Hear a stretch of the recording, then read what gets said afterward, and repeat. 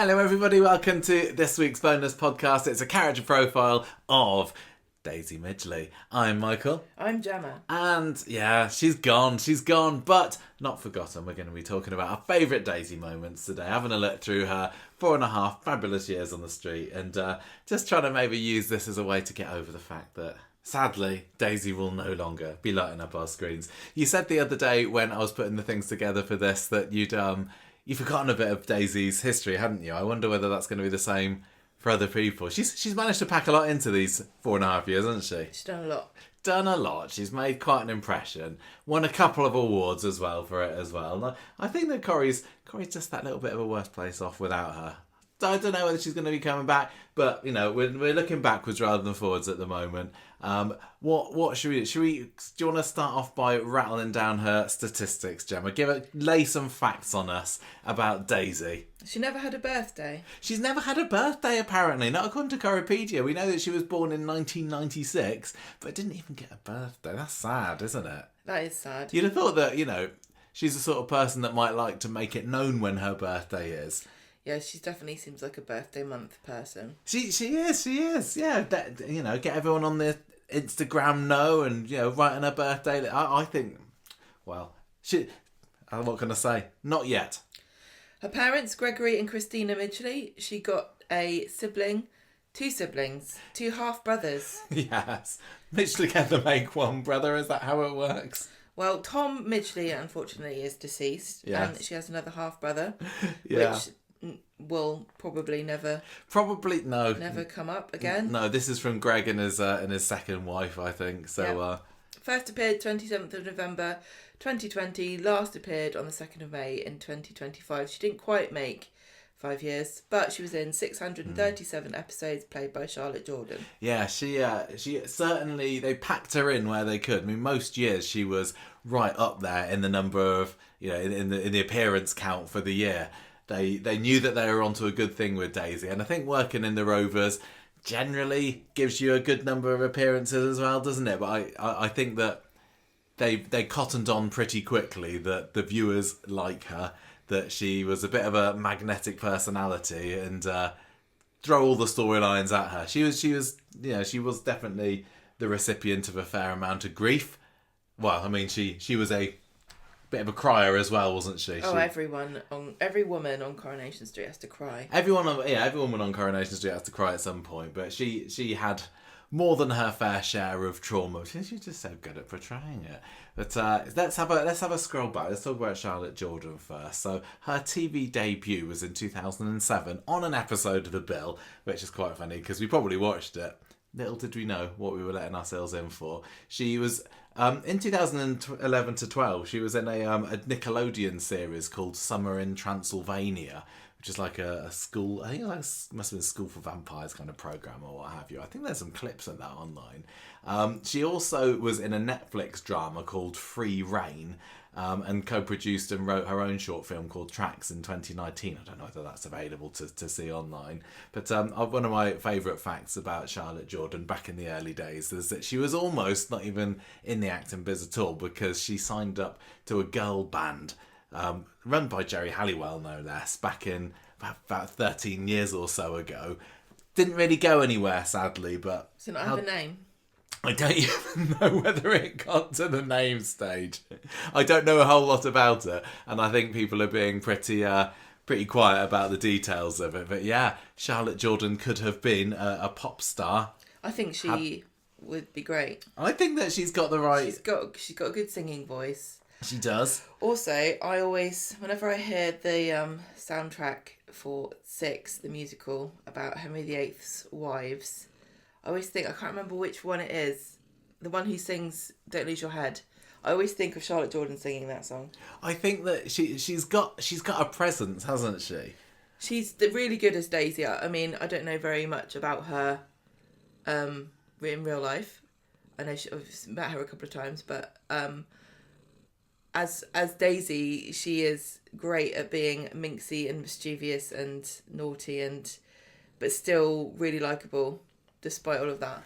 Yeah, Daisy's one of these characters, and I look back and I think we've been through a whole gamut of emotions with her, haven't we? Like, most characters I stay fairly similar in feelings about during their time on the show. You know, sometimes there's the other, I like them a little bit more, a little bit less than that. But Daisy's one of these characters that we've absolutely seethed and raged at points, haven't we? And other times she's absolutely amazing and I love her. And I was very sad to hear that she was going this year. But yeah, there's been very few characters who I've enjoyed being in such a whirlwind of emotions with, because she's so good at making you despise her. And well, maybe despise is, maybe that's not the right word, but she can be a real bad girl. And she, you know, when she first came into it and she was taken against Johnny, I was like, no, I don't like her, I don't want anything to do with her, get rid of this one. Yeah, but that wasn't the show didn't want you to hate her because of that you just didn't like her because you liked Jenny and Johnny. Yeah, but I did like those two together, but I've just been whiplashed the amount that I've been back and forth on Daisy over the years. But I think that when I have not enjoyed her, I've really enjoyed not enjoying her. It's not like one of these characters that's like, oh no, it's them again, or you know, it's one of these like, oh, she can really get under your skin by some of the things that she does. But when she's, you know, the flip side of the coin is when she's doing the right thing, or when she's being devilishly minxy, and it's not at the detriment of characters that I also really love. I've just absolutely adored her, and felt so bad for her when things have gone tragically, as they all want to do for her type of character. So I'm looking forward to kind of revisiting over this episode some of those moments. I remember the first time that we heard about the possibility of a character of Daisy, and it was when we were visiting Manchester back in the summer of 2020, and we were chatting with Sally Ann Matthews, who plays Jenny. Do you remember this? She said something along the lines of, oh, there's something coming up, and it's, you know, you might think it's a bit of a retcon or something like this, something you're going to learn about Jenny's past. Do you remember this? Yes. And I was like, what could it be? Because this is a character that's supposedly been part of Jenny's life, since the mid-90s, yet she'd never mentioned her before. They do sometimes do that, have relatives pop out of the woodwork. You know, we got Bobby just recently. I suppose the difference there is that nobody knew that Bobby existed, and he was just as much of a surprise to Carla as he was to us. But with Daisy, we're supposed to believe that Jenny has been in touch with her all this time, just didn't mention her. Does that kind of thing bother you? Not really, because I've got friends who have siblings that I don't know anything about, really. They don't talk about them. I suppose it shouldn't be enough to stop you putting characters like this in, but it does make you wonder sometimes. Well, also, don't forget the amount of time... The way Coronation Street is at the moment, people are not on the screen for months at a time. They could all have secret second lives and families that we never see. This is true. Although I suppose we had seen quite a lot of Jenny in the years running up to Daisy's reveal. And, you know, you might think, well, why wasn't she mentioned for the wedding? But I think you just have to put it to one side. Part of the reason why... Spend your disbelief a bit, don't you? Todd gets on so well with Theo could be because he's also got a secret wife and children. That's all we know. Well... And what is Glenda doing in that big house of hers? That's a very good point. Who knows she's what probably got a foster family in there. Well, Jenny was supposed to have been keeping in touch with Daisy despite the relationship breakdown with Greg, her ex-husband. So glad that we've got a name for him at last. We could have got to a point where her dad never had a name, couldn't we? Yeah. It was a big revelation. Well, maybe not a big revelation, but same for Coropedia to write on the character page at least. At least we know his name. He's not just Mr. Midgeley anymore. But yeah, the character of Daisy was announced by ITV on the 13th of November 2020. And we got told that Jenny raised her when she was a teenager. They'd always kept in touch. There's a lot more to Daisy than her sweet name suggests. She's full of fun, a serious minx to boot. The residents of Weatherfield better watch out. Looking back, how do you think that fits her personality that she grew to become? Well, I think it's true. Yeah, I think the better you know her, the worse you're off. What do you mean? Well, because she's fine with people that she doesn't really know, isn't she? She's not one of these people that mouths off at strangers all the time, like Mick and Lou. No. It's like the people who she's closest to are the ones that get hurt the most. Yeah, no, that's true. And I'm like a massive Daisy fan. I really enjoy her character, but you can't say that she's not incredibly destructive. That's why I like her so much. She is. She's destructive and chaotic. I honestly can't remember. Were you? Did you like her right from the very beginning? I think I liked her more than you did. You always had a grudge against her. I did because of Jenny and Johnny. Yeah, I think that was the main reason. I think I was a little bit irked at the fact that why did we never mention this person before? But I remember once, before she appeared on TV, Sally Ann Matthews has said to us, "Oh, she's a lot of fun." We definitely got the impression right from the beginning that those two clicked straight away off screen, didn't we? And that chemistry has helped make Jenny and Daisy one of the most iconic and most beloved and fun Rovers partnerships that we've had for a good while. Yeah. So Ian McLeod, producer at the time, said that Daisy might seem like sweetness and light at first, but she can be a maelstrom of minxy mischief when the mood takes her. She revels in devilment and can be very self-serving, but she's fiercely loyal to those she cares about, although her loyalties can change in a heartbeat. Above all, she will bring chaos and conflict into Jenny's life as her stepmom tries to make up for walking out on her some years ago. This is really interesting because a lot of the time when a character comes into the show, their little brief or their little blurb that we get given when they're sort of bigging them up is only really relevant for like the first 6 months of their story. Yeah, before they've figured out what they want to do with them. And their personality is very malleable and sometimes doesn't end up like that.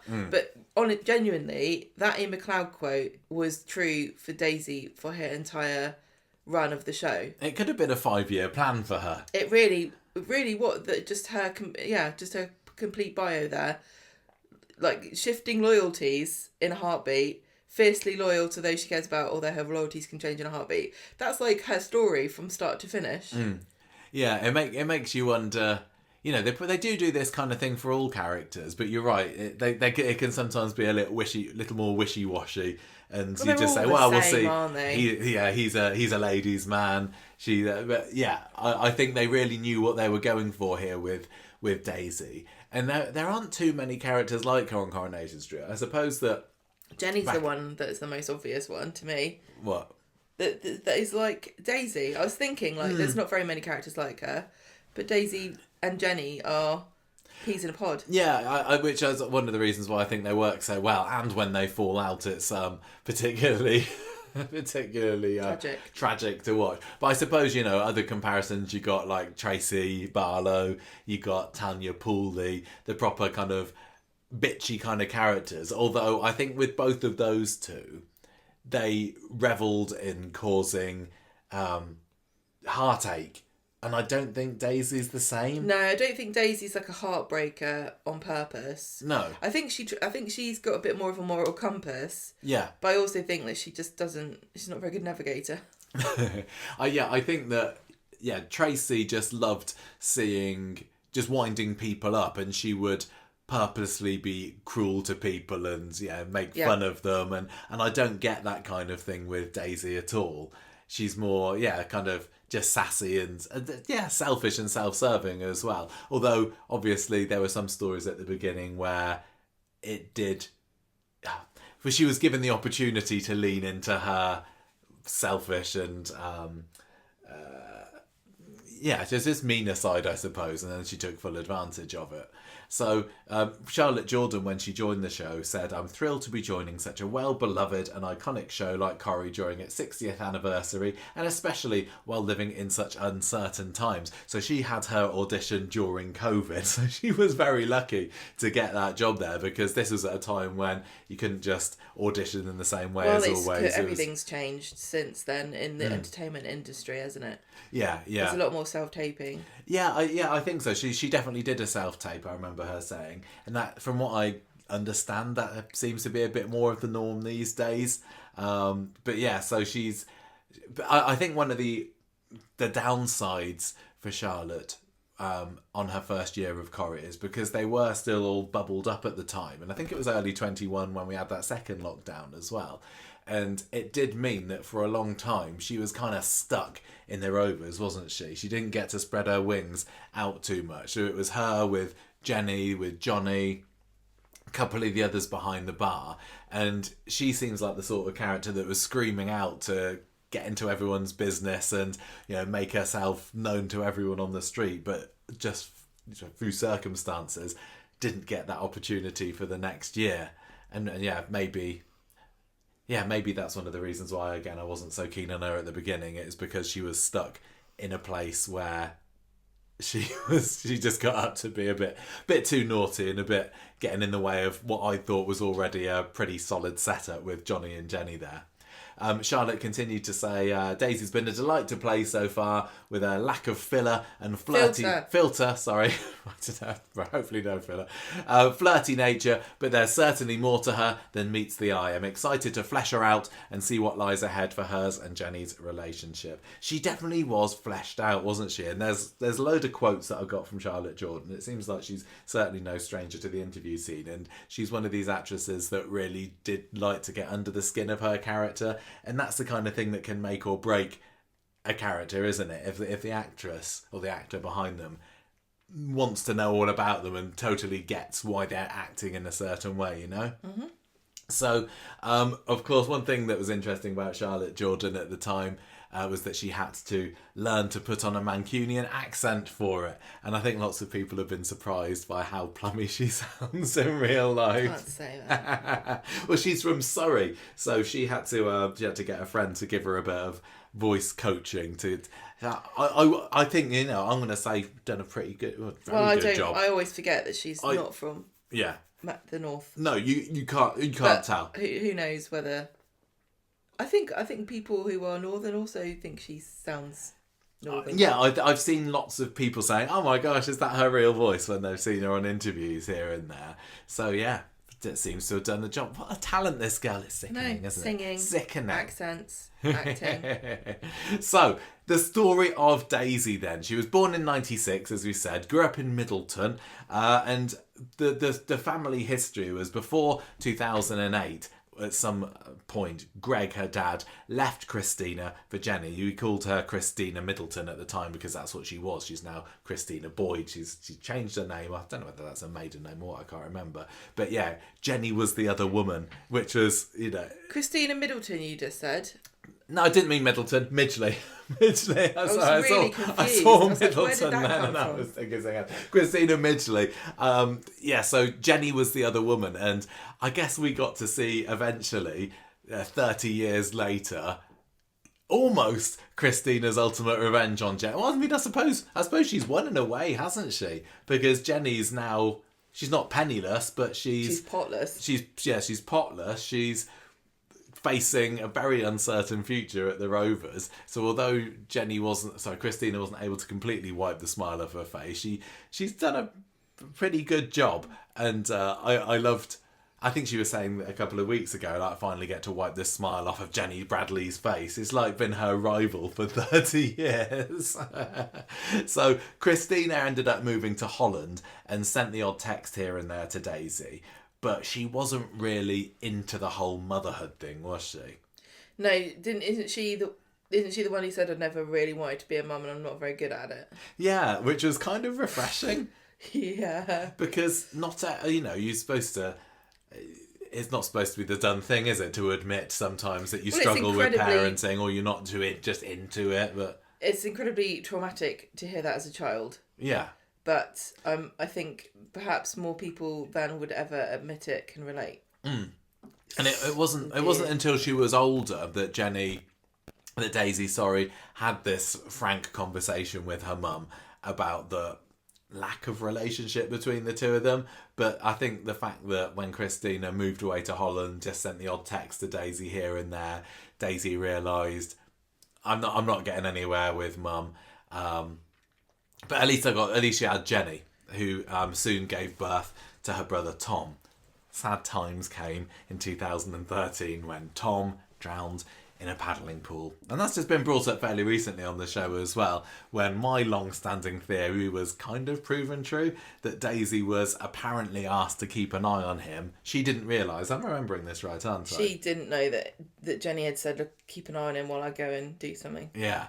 So even though Jenny had been kind of the motherly figure going, from this point onwards, because she didn't have Christina in her life anymore, little did Daisy know that Jenny had secretly been harbouring this resentment for her all her life, basically, since then. Or at least, for not all her life, the last 10, 12 years or so. So after Tom died, Daisy experienced a bit of a flurry of new friendships at school, because everyone just sort of swarmed round her after this tragedy that had happened with Tom. But eventually it kind of turns a bit sour and they accuse her of milking the attention. They turn against her. So Daisy ends up cutting all of those out of her life as well. Her whole childhood is a story of either people abandoning her or her shedding other people that should have been close to her. And I think that's what we can put down her quite tough exterior to that she's had to rely on herself to get by. And her, I guess, fake friends, which are her Instagram followers. More so than most other characters, when Daisy left the show, it felt like this is exactly what she would do. Like, a lot of the time when people leave, unless they're dying, you're like, I don't get why they would even do that. It doesn't make any sense. Like with Beth going, I don't think she would ever have done that. But with Daisy, she has just spent her life treating people kind of disposably because of how they treated her. Yes. And not really, she does really, really care about people, but she can turn it on and off a little bit. Yeah, I think that she is and always has been the number one person in her life. Yeah, and she's got to kind of protect herself, and sometimes that means moving on. And if you think about her role models in life being Christina and Jenny, you can see why too. Yeah. Because both of those people are the same. They're more similar than they would probably like to admit. They're very self-sufficient. Yeah, for sure. So in 2015, Jenny broke up with Greg and moved to Weatherfield. Greg got married, had another child with a woman called Marina. So this is where the other half sibling came from. And Daisy feels totally left out by that and goes travelling around the world. So we're just seeing more of the same again. It's not new for Daisy. She definitely feels like she's not the sort of person that would settle in the same place, which is interesting when we kind of think about this relationship with Daniel, which has been very up and down over the years. And would she have genuinely been happy to stick with him and be a mum and commit herself to him and Bertie for the rest of her life? I think she said that she would, but she wants I that. don't know. I don't know that she can. I don't know that she's got. Sounds mean, and I don't really mean it to be mean because she's not a real person. But I don't know if she's got it in her because she's never seen it.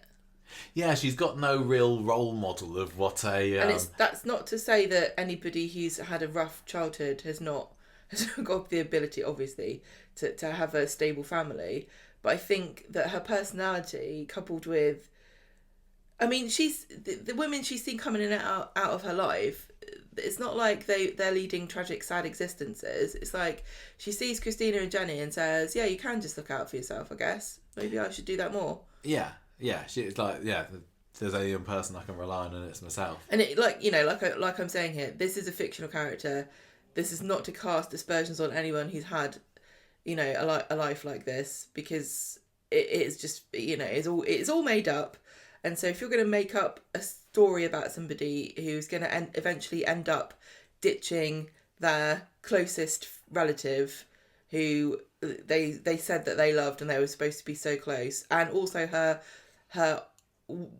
wants to be husband and the child she cares for more than anything in the world, if you're going to write a backstory for that person who eventually just dumps them all for 60 grand, this is what the backstory would be. I look, when one of the early interviews, Charlotte Jordan described Daisy as a survivor. Yeah, that's what she did. It's what she's done. Yeah. She's protected herself. She took the money. She put on her sunglasses and she drove off. Yeah, for sure, Not quite into the sunset, but at least to the airport. Do you think? Yeah, she also said in one interview about back in the early days, I think it was just before Christina's arrival, that when we see Christina, it will help us to understand why Daisy is so spiky sometimes, and she puts up a front because she's had a lot of things go wrong in her life. And yeah, I think to be ditched by your mum and have it made fairly clear that she's not interested. Yeah, it's not the same. It's not quite the same thing as like having parents who divorce and then the parent goes off and starts a new life, and because that could be healthy. You know, that could be a healthy relationship. You can still build something out of that if your parents are both care about you and make you part of their lives, and you know, there's no toxicity. But that is not how Daisy got her start. No, but it's interesting to compare to Daniel, isn't it? Who also had massive parental abandonment trauma in his growing up. He was basically...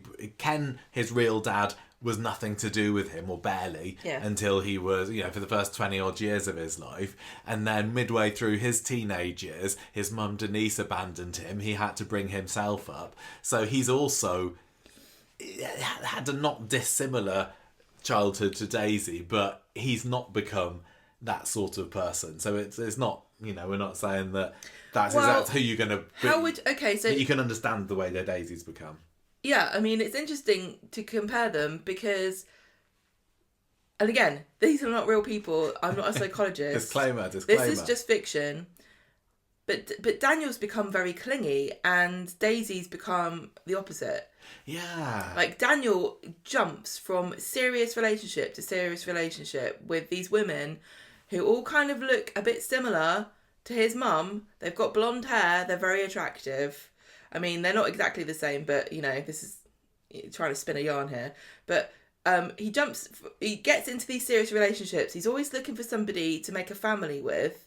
It's really important to him, as it should be, that somebody will look after his kid, you know, and make a home. He's just looking for his mum all the time. And it feels like Daisy is just like... not.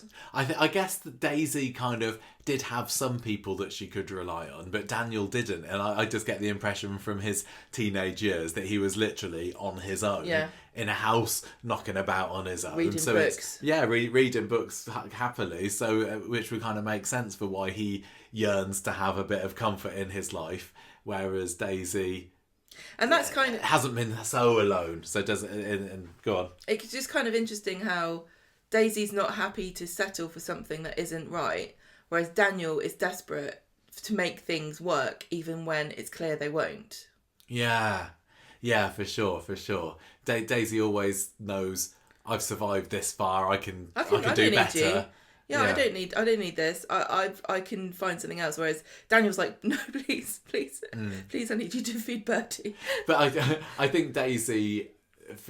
I get the impression that she just feels like she's going to screw it up as well at some point. Yeah, there's definitely a measure of, you know, preemptive protection against failure. Yeah, she may well be thinking, you know, did I drive my mum away? I drove my friends away at school. Am I going to drive this person away? Well, I'm going to screw it up for us before I'm going to dump this before I make it even worse. I don't know.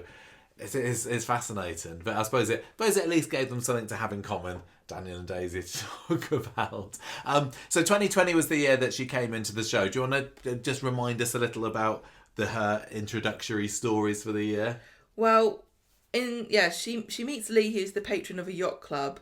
Oh yeah, this was her before. Is this this isn't the guy she rocked up with? Though, it was. Yeah. Really? Yeah. He's just a customer. Yeah. Okay, so he's a similar age to her, isn't he? I think. I don't remember him being older. No, I don't think so. He was just a bit of a nothing, wasn't he? Yeah, she did not care about him at all. No, it was funny because her first appearance was with this boyfriend, and as far as we knew, watching it, this could have been a couple ready to move into the street, but he lasted 2 episodes, and it's yet another example of how she was just willing to drop. It's almost like she used him for a lift to get to Weatherfield because, she spills wine on his... we don't see this. This is all just backstory. She spills wine on his trousers. maybe on purpose, and then they get together. And in November of that year, this is when we first meet her. They stop off in Weatherfield because they're supposed to be going up to see his kids in Edinburgh, who are living there because he's had a relationship previously with somebody else. And she just lets him go by himself because she just needed the car ride. Basically, yeah. And Jenny's going through a tough time. I don't remember a whole lot about it. I don't know whether it was a bit of a wet blanket. I don't know who... You got to be a certain tough cookie to be able to survive Daisy, haven't you? Oh, I think so. And I think Daniel is, in some ways. He's very headstrong. And I know he's a wet blanket. He's very stubborn. He is very stubborn and he'll stand his ground. And I think that's... Well, he's very moral too, and she is not. Not in all ways, no. You're right.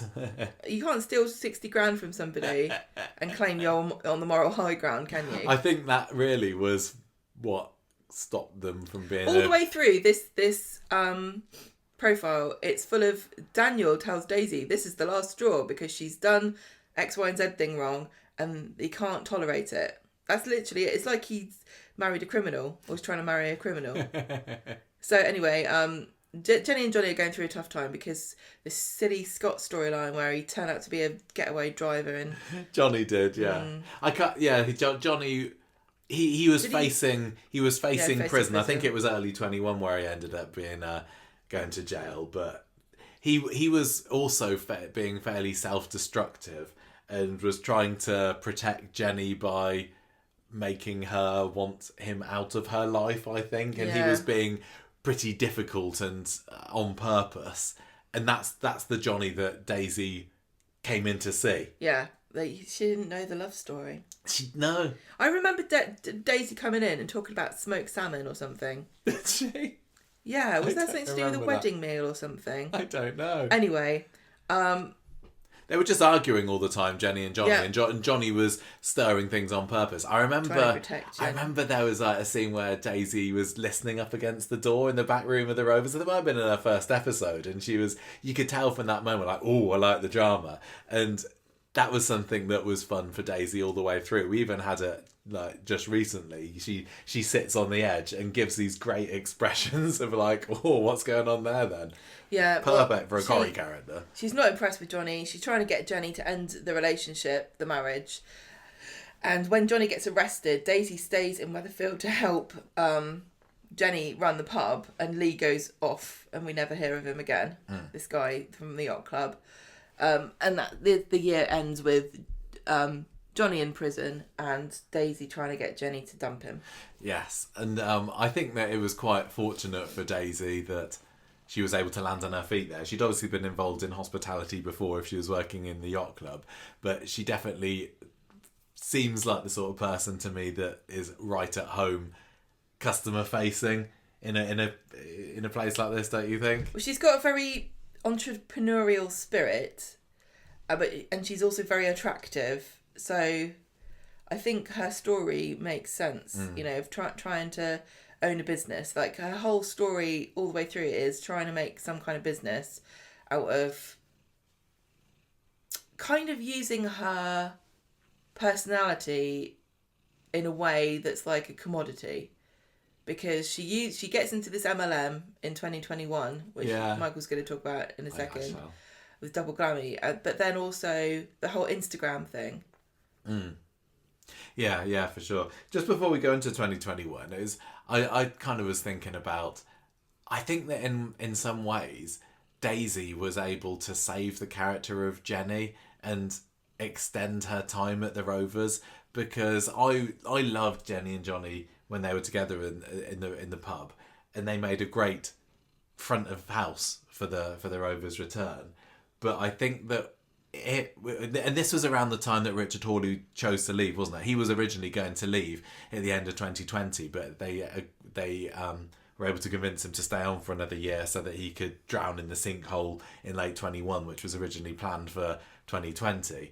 And I think that there was a real risk that on her own, Jenny could have not been as strong a character and faded somewhat if she didn't have Jenny by her side, because this double act that came out of the pair of them being together was just amazing. You know, having the two of them there on their thrones at the back of the Rovers, they were locking horns all the time, like making looks at each other. It was just brilliant. And I don't know, what do you think? Do you think that Jenny on her own would have worked? Would she have flourished solo?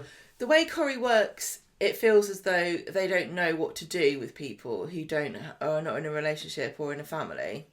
That doesn't mean that they couldn't do it. It just means that they don't want to, or they can't think of how to do it, which I find to be a bit of a failure of imagination. But there you go. I think that maybe it's one of the reasons that Roy always needs to have a way for a stray now that we don't have Hayley anymore. I mean, Roy's a great example of that, because he doesn't really have any consistent sidekick. No. Like, Lauren going, "Oh, can you be my dad?" And then what? What's happened since? Nothing.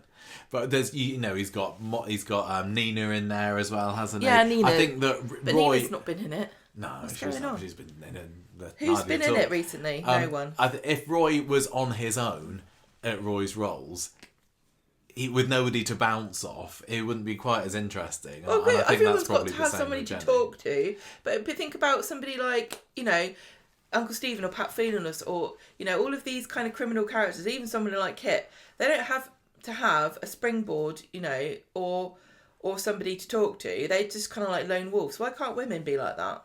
So I think sometimes they can. And Jenny did have others at the Rovers. I think Gemma was probably working there at this time. Ryan was on and off.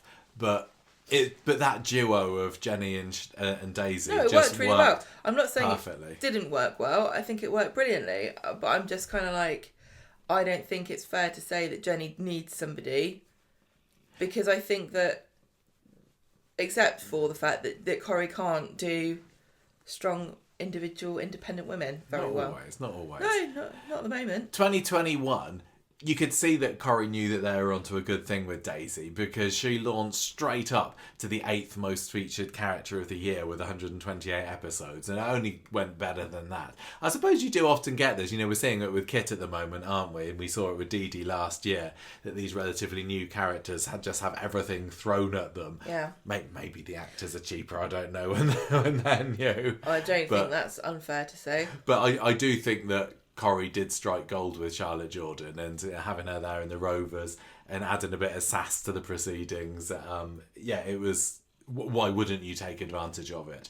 But we had this double glammy story at the beginning of the year, and I'm going to say that that's probably Daisy's lowest point as a character in terms of storylines. Making Ryan think that she'd date raped him was pretty low. That was low in terms of character and morals and just, moral integrity. Right. But if I'm just thinking of, what's her worst story that she was involved in? Her worst story. It was this, wasn't it? I don't know. Why do you not like this story? It was a Sean story. Oh, and I love Sean. But every now and then they'll throw a story at him, and often it's like, it just doesn't really work. I know. I should call him Teflon Sean, because no story sticks. And it felt odd having. It just didn't do it for me at all. The whole double glammy story left me cold. The trouble with Sean is that he feels like, and he shouldn't be like this. I don't think that Anthony Cotton particularly wants to play him like this, but he just feels like a perpetual victim. And I wouldn't necessarily think that I don't think people think of him as a victim, but if you look back at all of his recent storylines, he's always being preyed upon, or some terrible thing is happening, and then he's crying about it. Yeah, and here I guess he inadvertently stumbled into a MLM scheme. Yeah. But yeah, I think multi-level marketing with Daisy being involved in this, I'd already up to this point she'd already got my back up, and I was like, I don't like this Daisy. Who does she think she is, getting in the way of Jenny and Johnny? And then she gets into a story where she's purposefully preying on the residents of the street. It wasn't a good look for her. We didn't get to see enough of her human side during this. It was just, she's a horrible mega bitch. I like this story because it felt like the sort of thing that's a real story that people can relate to, that isn't dying or being arrested. Maybe. I mean, it felt a little bit, watch out everybody, don't get involved in marketing schemes like this. I guess so, but yeah, Coronation Street is kind of like, modern day fables, aren't they? And they were always, I mean, the history. I know we give Coronation Street so much crap for all these issues-based storylines, but so much of storytelling is cautionary tales. Like, there's a huge tradition in this country of that kind of thing. Like, every single fairy tale is a cautionary tale about, like, don't wear glass slippers because they'll just fall off your feet. Stuff like that. Don't prick your finger on us, no spindles. Don't marry men that kiss you in a box. Well, look, so there's the story at the beginning of the year there was a little bit more of Daisy trying to create distance between Jenny and Johnny, and she tried to set her up with this bloke called Ian, and Jenny reads Daisy the riot act. She says, look, I'm loyal to Johnny, sorry, leave us alone. I'm loyal to him at the moment. Us. Yeah, for now. He'll be dead at the end. It's not in the script. We also find out later that not too long into the year that Lee has dumped her. Isn't it? After many months of not seeing him. I don't remember very much about what she ever said about Lee's children, but it is really interesting that she bonded so quickly with Bertie, and that part of her story was that she cared about Bertie because she missed Tom. But she was like, these kids got dumped like...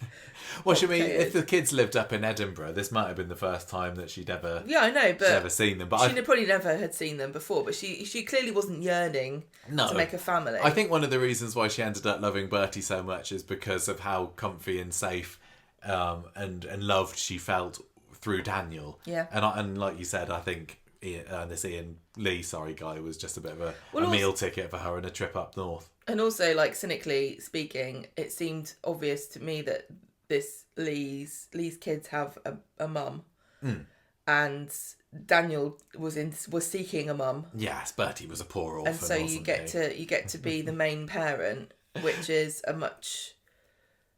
It's always tricky to co-parent, isn't it? Oh yes, as you know. So it's a bit more of a tempting prospect to have a little boy that you can.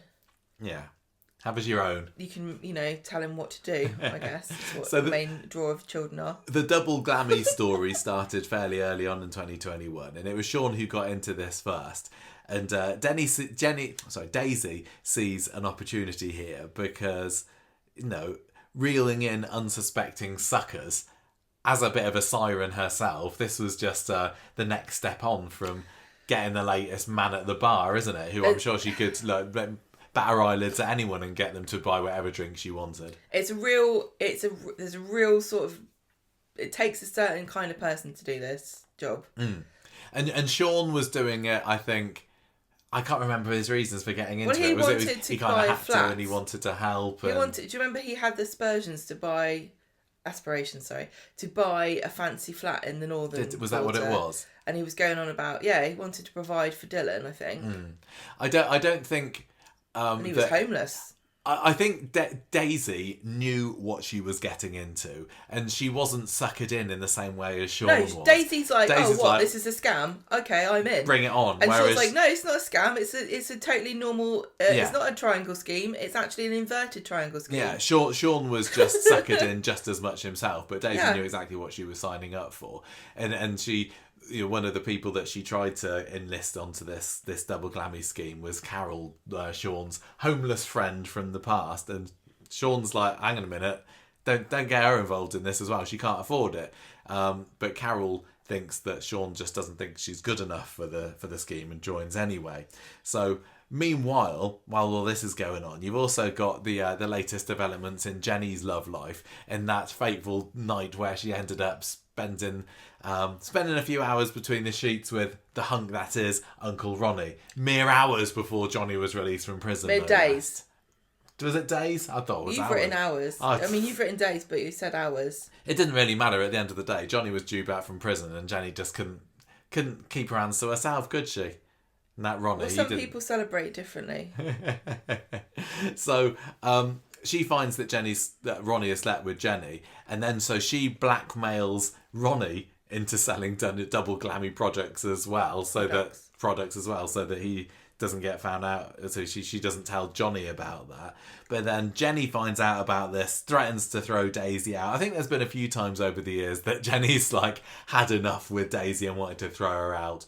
But anyway, it all comes to a head when Daisy starts to open up about her tragic childhood and how her family have all virtually abandoned her. Jenny, you're the only person I've got, please forgive me. And they had a really nice heart-to-heart moment. And I think it was moments like that where I started to feel, oh, she does have a heart in there. She is human.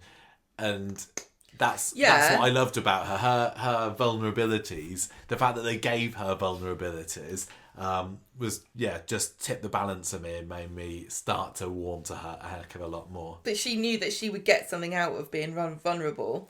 Yes, it's true, but I think there was some truth in it as well. She wasn't doing it just to try and wheedle Jenny round her finger.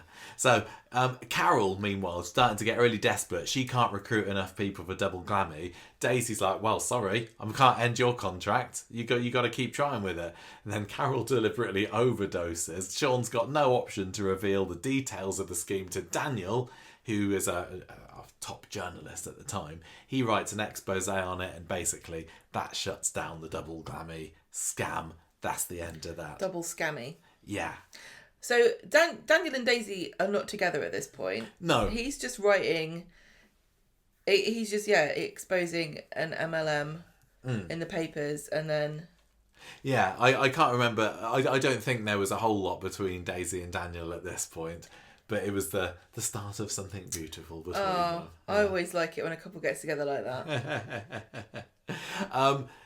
Charlotte at the time was talking about the way that she would treat people, or that Daisy would treat people, and she said, I'd assume that Daisy views men like their toys. I think she would play with them when she's bored. At the moment, everyone on the street is pretty loved up. Everyone's in a long-term relationship, so she's probably not getting the attention that she wants. She's probably a bit bored, and if Daisy's bored, that can only mean trouble. Oh no. So, I think thinking of men as toys definitely tallies up with what we've been saying about her so far, and this was obviously a few months away from her starting the whole love triangle thing with Ryan and Daniel.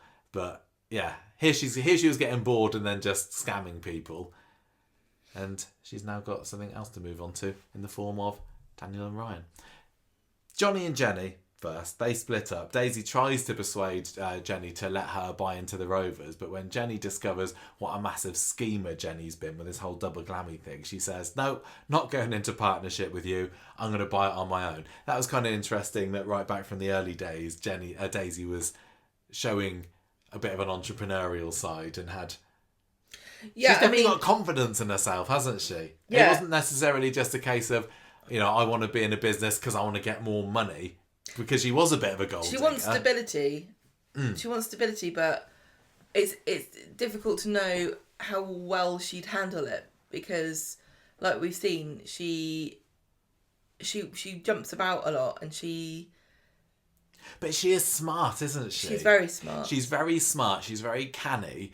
I think sometimes with these beautiful barmaids, especially if you think about the likes of Raquel or what have you, they're like a bit of a ditz and not much going on up top. But Daisy's not like that at all. I think that she's incredibly shrewd and very cunning and very, very smart. I mean, they made a thing one time with her being able to go head to head with Daniel about getting the apostrophes right. I think people might think that she's one way, and maybe she can take advantage of that. Benefits from you underestimating her intelligence. Yeah. Like a lot of very beautiful women. And I really like that about her. But I think it's interesting that she's, what you're saying about her wanting to be part of the Rovers from the earliest points. It is really interesting because I think a lot of it is it's not just about being. It's not just about having a business, because she could, if she's got the ability, she could do anything. Yeah. If you've got the money and the ability, you can have whatever business you want. She wanted Jenny to take her seriously and to be an equal with Jenny, but Jenny never, ever, ever saw her as her equal, because I think she was still stuck in, this is my kid, this is my stepdaughter. She's not my equal, and she never will be. Yeah, Jenny was always knew that she was the queen of her own castle and Daisy was the princess, and she never really got comfortable with the idea that she wants to she'd share grown it up with, and she wanted to Daisy. share exactly. And it is really funny because Jenny's always been a bit like that too, hasn't she? Like, she doesn't want to share things and she wants to be the main character. You're the main character, Abby. So yeah, I just think I feel the more we're going through this, the more I kind of like feel bad for Daisy that it never worked out with Jenny and the Rovers, because it's not like it was just a whim that she decided that she wanted, that she stole Stephen's money to like buy into it. She's been trying to do this for years, trying to get Jenny to take her seriously. But and I'm not trying to slander Jenny here, because I don't think I would want to go into business with Daisy because of how much she wants to. She's okay with bending the rules and like taking advantage of people.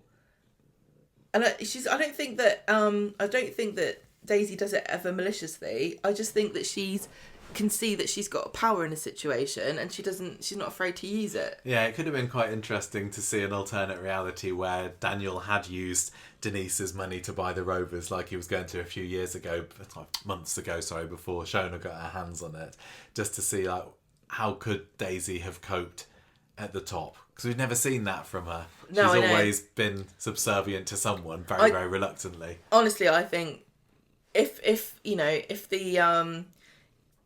thing is about Corrie is they can't write it how they want, because you can't just get rid of characters. They've got contracts. You can't make people stay if they don't want to.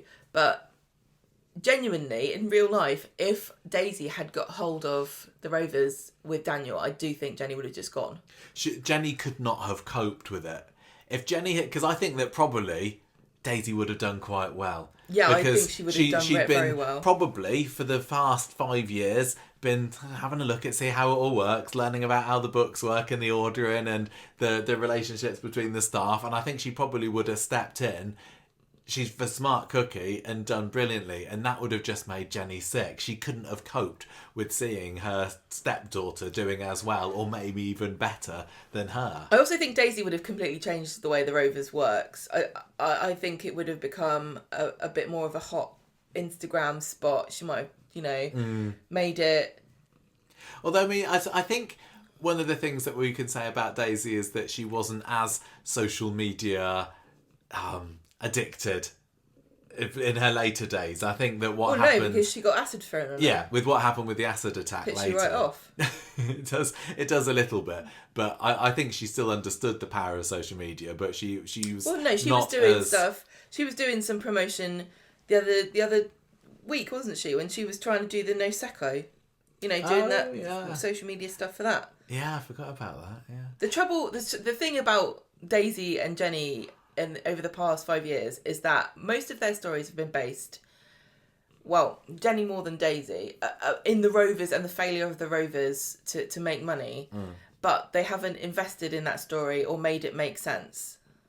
No. To me. Or most people. No.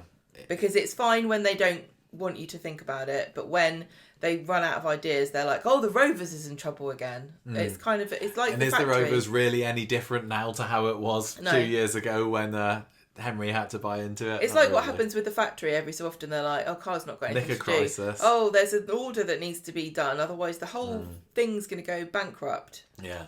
Let's carry on through 2021. So you got Daisy getting closer to Ryan over the summer, and he definitely seems her type as the hunky beefcake of the street. It's no surprise that she made a beeline for him. She sees in him a future because of his ambition. I think that she's very ambitious. She's very confident, and she's an entrepreneur. And I don't think that people appreciate that about her as much. But, she comes up with this idea that he should run a mobile pub and DJ service in the Rovers. Yeah, I mean, I don't think that Ryan was particularly ambitious, but she saw something in him. I think he like, was I can perfectly... make you into a business. He was happy just kind of bumming around at home. but she's like, I can make something here. She did have lots of good ideas. So yeah, she had this mobile pub and DJ service, like you said, that was running over the back of out of the back of the Rovers. But sadly for her, Ryan did have a girlfriend at the time, Alia, and who starts to worry that Daisy's trying to steal him off of her. And indeed, Daisy does get him drunk one night, spend the night with him, but not sleep with him, although she certainly isn't shy about making Alia find out about it. Well, she makes them both think, doesn't she? Yeah. That they spent the night together. That was a This real was her lowest real point. low moment. A And lot of people I'm were really almost mad going to at her. say it was a bit out of character, especially considering what she goes on to become. Yeah. I can't see modern Daisy doing that. I don't think they really- were still trying to figure her out Yeah. behind the scenes. I don't get what was. I mean, I kind of it's kind of misty in my memory as well what actually happened, but it was very, very unsavoury and Yeah, it was very predatory Yeah. from Daisy's point of view.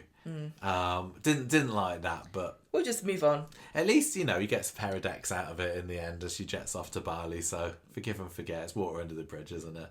Anyway, Ryan gets dumped by Alia over this whole shebang. He moves into the Rovers, much to Daisy's delight, and when she finds out that he's got himself a DJ gig in Val d'Isere, she's right on that plane with him to head over to what she thinks live it up on the slopes. But actually, it turns out to just be a kids' party, so that's a little bit embarrassing for her. And I think she realizes at the time then, like, oh, what have I got myself into? This guy really isn't all that. I thought I could use him to get into all the swanky places and live the high life. I think but she's no. missed a trick here because there's a level of wealth that's involved in flying a DJ to a kids' party at a ski resort. I think she's overlooked. And I also think there's probably going to be a lot of posh divorced dads knocking about. Oh yeah, it could be. Well, she didn't need none of that because not long after this, she's when she develops her relationships. First flutterings of feelings to Daniel. And what were those feelings? They were based on on £400,000 of house money. I can picture the scene of him there on the phone to his mum and her in the background and pound signs ringing up in her eyes. And I think she's forgotten. I think she's rewritten her own personal biography and forgotten this is actually why she was first interested in Daniel, because it really was. And I'm going to say, genuinely, I don't think that they could have made much out of the coupling if that hadn't been all that it was. But certainly she wouldn't have looked at him twice if she hadn't heard him on the phone saying he was getting £400,000. Yeah, worth of house. Exactly. So she starts flirting with him. Before long, she's moved from Ryan right onto him. And Jenny's like, I feel so sorry for Alia about this. She tells her what actually happened the night that Daisy and Ryan were together. Alia reveals this to Daniel, who, as a result of that, is then warned off of Daisy as a He should romantic have bloody partner, listened. saying, look, let's just be friends, shall we? I can't be doing with anybody who's going to be seducing somebody and getting them drunk overnight. Sorry, it's not happening. So, Daisy, though, she's still, as Daniel's friend, is able to. This is where she gets close to Bertie first, isn't she? Because I think she does a bit of babysitting for him, and she gets Daniel's back right up one day when she starts taking pictures of her and Bertie, or is it Bertie wearing some sort of clothes or something? She basically makes Bertie a bit of an Instagram star, doesn't she? Without Daniel's permission, and Daniel's not happy about this, but eventually he forgives her, and before long they're having secret dating. Jenny, meanwhile, is trying to play Cupid between Daisy and Ashley Hardcastle, the county striker. Do you remember him? No. He was hilarious because he was... Vaguely, but I don't remember. I couldn't say what he looks like or anything. No, I can't picture what he looks like, but I do remember some hilarious scenes where he's this hunky footballer that, on paper is perfect for Daisy, but because she has got a bit more about her, because she is intelligent in many ways, she's just bored to tears by all this football talk. And also, she was going out with Daniel at the same time, secretly. She wouldn't have looked twice at him if he wasn't a footballer. But I don't think it was Jenny that set him up with her. Yeah, but she finds him boring. Yeah. So. Yeah.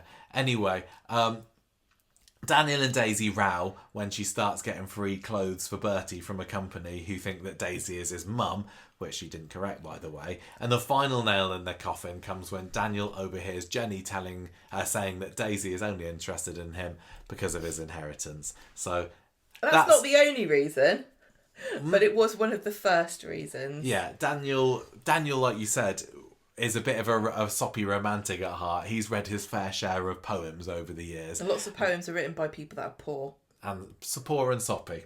And, and I think he thought that he was onto something that actually it wasn't at all. Well, not then, it wasn't anyway. But Daisy still shows her loyalty for Daniel at the end of the year because... do you remember when the kids were singing? I can't remember what it was. It was they were doing the Christmas Winter Wonderland thing, and Daniel was leading the choir for some weird reason, and they started singing rude version of it about him. I think it was Max was the one behind this, and Daisy ends up standing up for him and telling them what's what. So she earns a few Daniel Brownie points back there. But then at the end of the year, when Daniel starts dating Sarah's new friend, Lydia, that was Adam's ex, do you remember? Yeah. Daisy is so jealous, and it makes her realise she is not over this guy, and she splits up with Ashley for good. See, she's still going out with him by the end of the year. Who? Ashley? Yeah. Well, yeah, I mean... Don't be like, she didn't like him. She was only going out with him because he's a footballer. I think some of it had been a bit of a cover for the relationship she was going through with Daniel, but... Well, that was I still love her. I think she's fantastic. I love a conniving, like powerful, sexy lady on Corrie. I think that they're great. There should be more of them, and it's a shame that Daisy's not in it anymore. But I want to celebrate her for who she is, not like trying to make excuses and going, oh, maybe she thought, no, she bloody went out with him because he's a footballer and she thought she could be rich, probably. I think it was about that time that is when I started being on Team Daisy, warming to her a little bit and saying that she could have a nice romance with Daniel. Yeah, the thing about... She had some soft edges. She was so hard up until that point, wasn't she? Daniel could not handle Daisy. I can't remember whether it was in the early days then that was when Bertie swallowed a battery. Do you remember? Yes, that was one of my vivid memories of her. Yeah, that's when it all came out about Tom. Yeah. Because she was terrified because she'd already seen her little brother die, and now Bertie's here choking to death nearly on this battery. And I think, again, that depth that was brought to her character really helped warm her to me. The interesting thing about that, though, isn't it true that one of the things she said about that was that she learned first aid because of what happened to her brother, children's first aid specifically. Yeah, paediatric. Which really is interesting because of what we found out later about the fact that Jenny blames her for Tom's death. And it makes me wonder, and we'll never find out now, if there was a little bit of Daisy's brain that thought, yes, it was my fault. And this is how I can mitigate my guilt by learning how to save another child if this ever happens again. Yeah, I mean, poor Daisy was still very young when it happened, and that's not the sort of guilt you want to be putting on any teenager. But she's a very astute person, and I think she might have, realised herself possibly. You can feel guilty without being guilty. Yeah, definitely. Obviously. So on to 2022 then, and in this year, she was the third most featured character of the year. 134 appearances. Corrie knew that just flying that flag Daisy is when you're going to get people talking about Corrie and getting bums on seats. And this year was all about settling in with Daniel. Bethany walks in, and then we get the beginning of this brilliantly bitchy...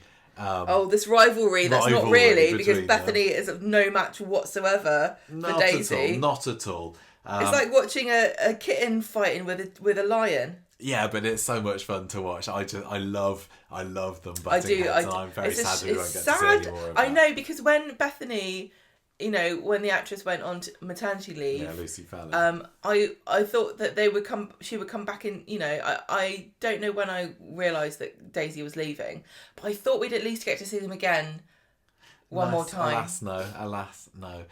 So yeah, this was Bethany stuff. It was Daniel stuff, and a bit of a breast cancer scare as well at the very end of the year, which is what led to the beginning of her big year in 2023. So do you want to give us a quick rundown of 22, Gemma? I thought you were going to say it's the beginning of Coronation Street's obsession with giving everybody cancer. No, that started way before that.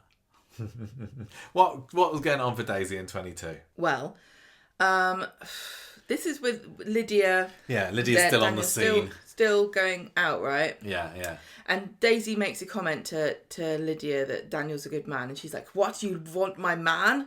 Lydia was a bit of a psycho, wasn't she? Yeah. But then Daisy and Daniel kiss because he is reeling from the accusations that he pushed Max down the stairs, which is funny because he did actually do that. Yeah. He finishes things with Lydia. He gets back together with Daisy. He can't help it. You're right, he does just flit. Yeah, he just wants Daisy to be to in a serious relationship. Someone to Daisy. So,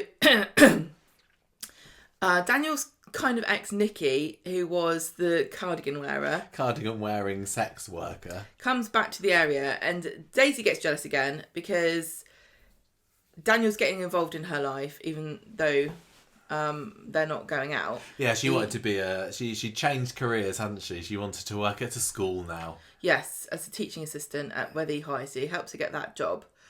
And then they plan a school trip together, Nikki and Daniel, for Edinburgh. Mm-hmm. And we remember that episode well. That was a really great episode where they went to Edinburgh. That was the biggest build up to nothing, wasn't it? I was still...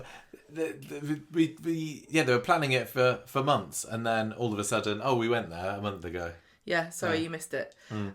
Nikki has to reassure Daisy that she's not after him. Daisy helps to make sure that Nikki keeps her distance by setting her up with Ashley. But Ashley's like, I know this woman. From when she was a sex worker. So then this past reaches the ears of Max, who spreads it around school, and then the school terminates her contract. I didn't enjoy the character of Nikki. Not really. No, I'm very glad that.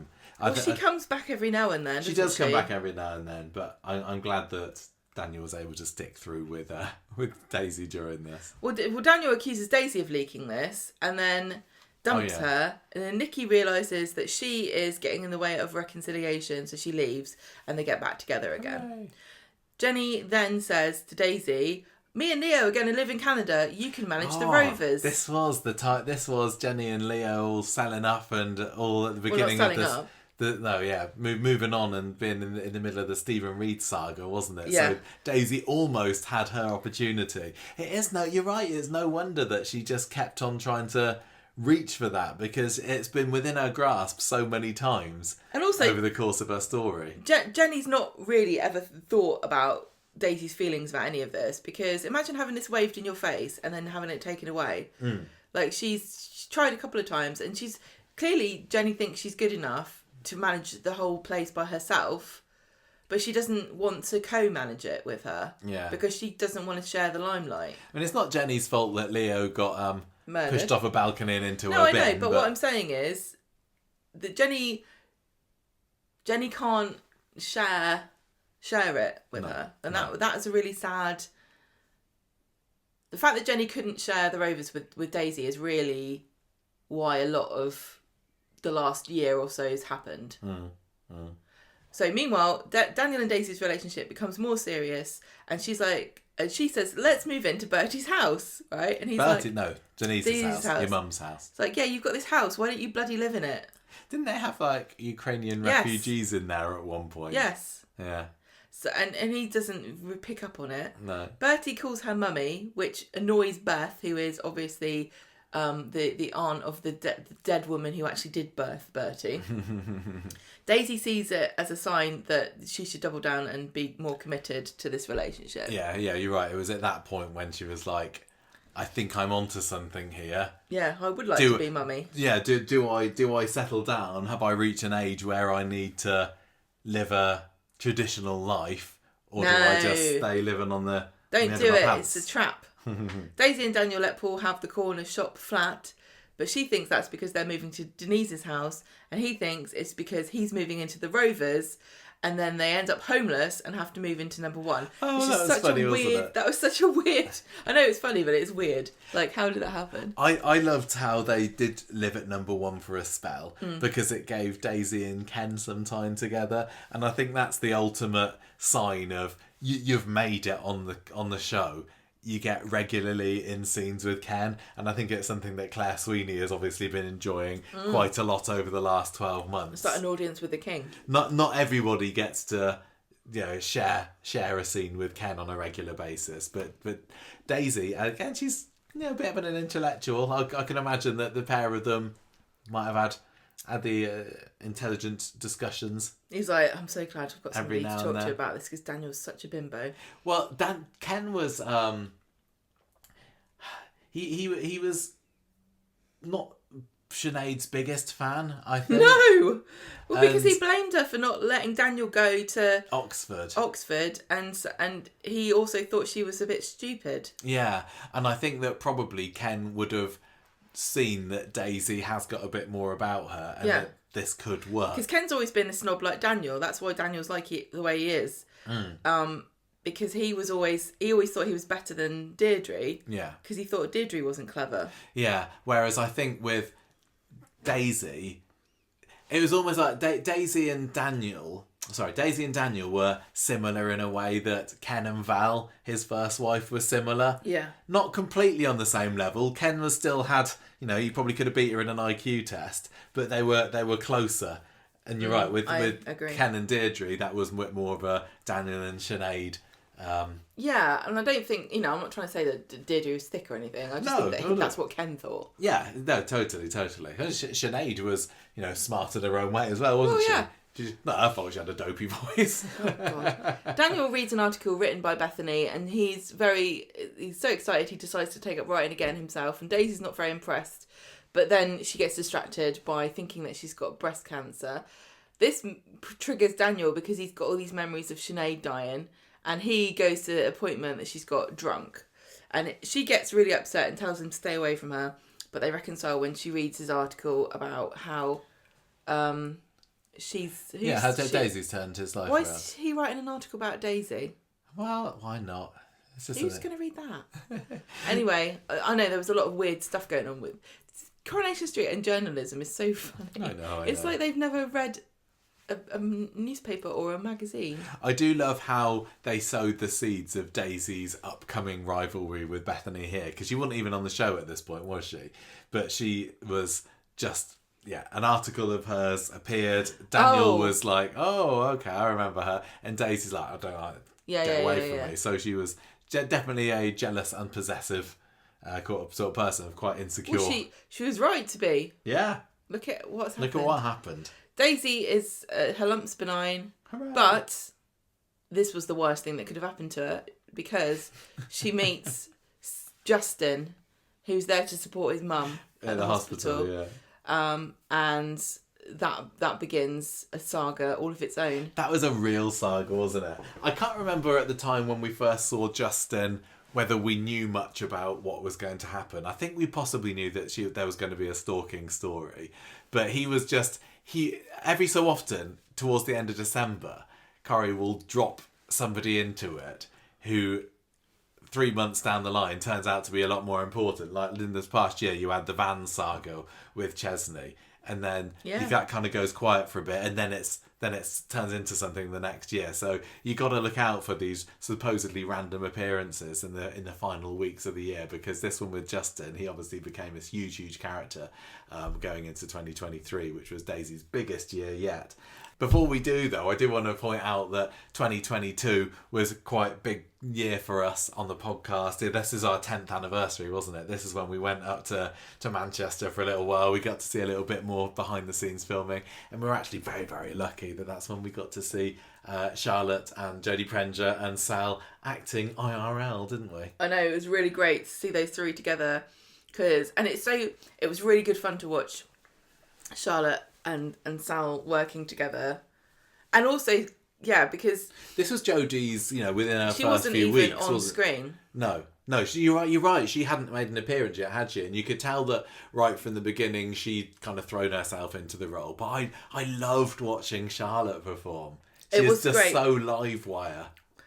Just as a side with Jodie Prenger, it was like it's like who is this woman who's not in a rude way, but like who is this woman who we've never seen before, but she's acting like she owns the place. She's just fantastic, so at home, not intimidated at all by anything, just so professional and fantastic at her job right out of the gate, which is of course what you would expect from anyone who's worked so much in showbiz like she has. But it was great, but yeah, watching how Charlotte was working through the scene and like how she played off Sal and like coming up with different looks and how to deliver the line in a different way, and because we saw sort of multiple takes of some scenes and you could tell that Charlotte's brain was just working. How can I do this differently? How would Daisy be reacting to this? How would she stand here? It was just I couldn't take my eyes off her. She was just absolutely amazing and so kind of full of energy as well, wasn't she? And there's nothing wrong with just going in, saying your line and doing it if you do a good job, but she was just on her toes and really infectious. It was fantastic. And that was also the year, so good energy. She did have good energy. That was also the year that we got Charlotte on the podcast as well. So she was our autumn guest. I think it was in October around Halloween sort of time, and that was a lot of fun. That was lucky us, because for a while that was by quite a wide margin our highest watched video on YouTube as well. Well, she was fantastic, wasn't she? The Daisy fans swarmed to that. She was brilliant. She gave a really fun, lively interview. Yeah. It was, definitely one of my favourites that I've done. So, the end of the year, Daniel proposes to Daisy and they begin to plan their wedding, the happiest day of their lives, sponsored by various companies, which he finds out. Oh, yeah. Because she's like using her Instagram status and her influencer to get free stuff for the wedding, because she wants a really big do, but he's a teacher, so they can't afford it. And he gets mad at her about this, but then Amy tells him that she's using it also to promote awareness of breast cancer, so it's good and bad. Stick that in your pipe and smoke it, Daniel. So 2023, this was Daisy's biggest year on the show. She was in 189 episodes, which was joint first, and this was obviously the stalking and the acid attack story. Looking back on the two of them, I think I did prefer the stalking more. What do you think? Out of what? Out of the stalking and the acid attack, because Daisy was pretty much on our screen constantly throughout the year, but you can split it into two. It was up to the wedding, which was the stalking storyline, and then there was the aftermath of it. I found the stalking storyline to be quite frustrating. Did you? Yeah. In what sense? Well, no, just because of the way that it was realistic, and that everyone's like, oh well, we shouldn't have gone on the internet, and there was a lot of that, wasn't there? You can't stop someone really from stalking you unless they do something crazy. And I think I remember this was one of the times. This was the story that I think that DS Swain sort of got on people's radars a bit, because she was the one who interviewed Daisy about some of the stuff that happened to her, and she was like saying, "Sorry, there's literally sorry, but we can't do anything about it." And I know that sucks, but what can you do? Yeah. Some of the message from this was, you're right. It's that the police. It's not that they don't want to act. That it's. Well, it's like their one of hands these. Are tied a little it's bit. one of these things. It's like a thought crime, isn't it? It's like you can't arrest somebody thinking bad thoughts about you, and you can't arrest somebody just because you don't want them to be near you. Because it doesn't really work like that. Because that would be so open to abuse. It would be ridiculous. But at the same time, how is it possible that we can just let women and men get treated like this and lives get ruined by it? It's horrible. I think I just really liked the actor who played Justin, his performance of it, because he's so good at being seriously unhinged. And as those months went on, you were thinking, what's he going to do next? Where's he going to pop up next? How on earth can he think that he's just so deluded, wasn't he?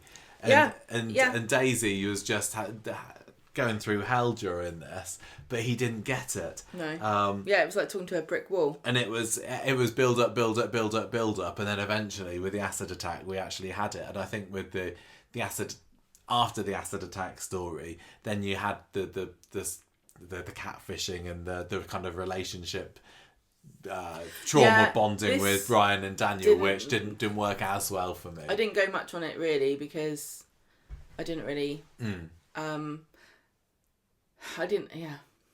We'll find out. Let's see what happened. Then we'll see if it rings any bells. So, beginning of 2023, Daisy's thrown herself into wedding planning, and she at a licensed victualers event, she ends up flirting with a hunky DJ there, drunkenly posts a picture of herself wrapped round him, puts it on her social media, which Daniel is not a fan as. She has to then pretend that this DJ was gay, but then when she starts receiving flowers, she assumes they're from him and she has to hide them. What she doesn't realise though is that this is Justin. This is the beginning of his stalking campaign. And I can't remember much about what they talked about when they were at the hospital, or whatever it was, it clearly made a massive impression on him, because from this point onwards he just makes it his mission to, well, I don't know what he was even trying to get her to say that she loves him as much as he thinks he loves her, I suppose. So it's Justin is the name on the cards here. She still thinks it's the DJ at this point, names and shames him supposedly on social media, and then the DJ comes around and is like, no, I'm not Justin, this is someone else that's given you these flowers here. And then this was a big thing too, I think. What? About her slandering somebody who it wasn't. He was completely innocent. Yeah. But anyway, the real Justin turns up soon. He has just got these massive delusions that the pair of them are meant to be together. She's trying to block him. She's like not giving him any signals. It wasn't even a case of, I can see why he thinks that. She didn't lead him on one little bit, did she? But he just had it. He was just had it in his head that she was desperate for him. But he wasn't like, he was kind of romantic, wasn't he? In a creepy way. He wasn't like leery and trying to put his arm round her, that kind of thing. He felt like he wanted a romantic relationship with this. I think that girl women first. I think that's women find that creepy. Well, it was. I'm not saying it wasn't creepy. You just said it wasn't. He was being romantic, but it's like. Yeah, he thought he was being romantic, which was mega creepy. Yeah. But he wasn't. Yeah, he it's wasn't. So. Can I just say it's so terrifying when a guy does this. It's so scary. All women will know this. It's so terrifying when a guy you don't really like and you're a bit scared of does something like this to you, because you've got the women don't have any way of diffusing this without the guy going mad. Which is exactly what happened to Justin as the year went on. A on. lot of the time, the only way you can get out of it is by going, I've got a boyfriend or I'm married. And some guys will go, okay, and back off. But a lot of them won't. And it's so horrible. Yeah, and this story was perfect for Daisy for many reasons. One of which was that she was always putting herself out there on Instagram, or SendPX as it is in Weatherfield, and wanting people to adore her. So some people turned this against her and said, well, is this not what you want? It's really sad, because it's always the woman's fault for like how, you've done something to attract this man to you, and it's your fault that he, I don't know, what are you supposed to do? Just be horrible to all men in case one of them falls in love with you? So, meanwhile, you got Daisy's mum, Christina, turning up, and this was the first time that we saw her on the street. And I think definitely, I think I said on the last podcast that every time that Christina turned up on the street, the more I loved her. And I think I had fairly positive impressions of her at first. Just, I know she was a terrible mum. She's up there with, among the worst of Corrie's mums, with your Scylla Battersbys. And the worst mum on Coronation Street was Daryl the Rat's mum, who ate all of his brothers and sisters, but she's a close second. I reckon so. I reckon you're right. So she's bickering with Jenny. She's telling they don't have a good time basically, and by the time she leaves, they're on better terms. But I don't remember whether there was a whole lot. I think it was partly the story was there's a wedding coming up. Christina's going to be involved in it. Let's just kind of dip her toe into the show for the beginning, and we'll see what she's like. So Justin's stalking is getting worse and worse as the year goes on. It kind of comes to a head, well, apart from the acid attack, obviously, which is later, when he follows her to a wedding fair, and she's just there. Do you remember? She's there in the changing room getting a wedding dress on, and he's there. It's just creepy. Yeah. The fact that she never, he would literally be behind her wherever she turned, so she got justifiably very paranoid about this. Sick. Yeah, for sure. And then he gets a job as a delivery driver, so he's got a reason to visit her on the street. And Craig, not Argos though. Not Argos. He wasn't an Argos driver. I don't think that'd have made him. I don't think that Argos would have been too happy with that. But yeah, Craig Tinker is telling Daisy that it's not really anything we can do at the moment. And one of the other officers there did insinuate that it was her fault because of her social media presence. Not too good. So, Daisy is just getting more desperate and desperate by this. And one time do you remember the time she sees him walking down Victoria Street with flowers and she lamps him one? But it's actually for his dead mum's funeral. And so she's taken him for questioning, but Justin uses that as an opportunity to drop his complaint because he's so magnanimous and, well, I love you, of course I'm not going to pursue this complaint against you. She's just backed into a corner massively. Maria says to Daisy, look, you need to get yourself a protection order here. Meanwhile, you got Christina back on the show again. I can't remember why she turned up, but she's got a new boyfriend in tow who turns out to be none other than Justin himself. So weird. How did that even happen? Mega creepy. Why didn't she get any vibes off of him? Yeah, I think she's oblivious. He just gives off creepy vibes. I think that Christina just liked the idea of any young man wooing her. Or she wasn't looking for anything commitment-wise with Justin, but if he says he'll take her out to dinner, Christina's not the sort of person to say no. Now I know more about Christina. I just think maybe she was trying to pull a scam on him. I wouldn't surprise me. She's like, look, this is my new boyfriend. Daisy starts to get terrified that Justin's now going to know when the wedding is because did this come up in the conversation, and she's worried he's going to ruin the big day. Yeah. But instead, he tries to sabotage it beforehand by telling all her sponsors about the fact that she assaulted him, and basically they all pull out. There was no need for him to be Christina's boyfriend to do that. No. Well, but it's just exciting, isn't it? It is. It's cool. Yeah, for sure. I also remember when he lets himself round the back of number one that time. So she's there seemingly in her safe place in Ken's lounge, and then he just turns up at the door. Yeah, that's horrible. Proper creepy. Yeah. He got himself a beating from Daniel because of that. Of course, because Daniel is, he's handy with his fists, is Daniel. Yeah. He should have just done a rap battle. But that then ended up blowing up in Daisy's face because at the protection order hearing the next day, Justin's there with like his arm in a brace, his arm in a sling and his neck in a brace, and everyone feels sorry for Justin, and the protection order is denied. So yeah, this was a really, really exciting story, and I don't remember at the time how far in advance we knew that the acid attack bit was coming, but it definitely felt like it was building up to something here. And then eventually, Daisy provokes Justin into attacking her. He's arrested by Craig, released on bail. Christina turns up again, and this was not long before the wedding at all. Christina... this is the hen do. Yeah, it is the hen do. She turns up with some bitchy school friends of Daisy's who were not her friends in the slightest.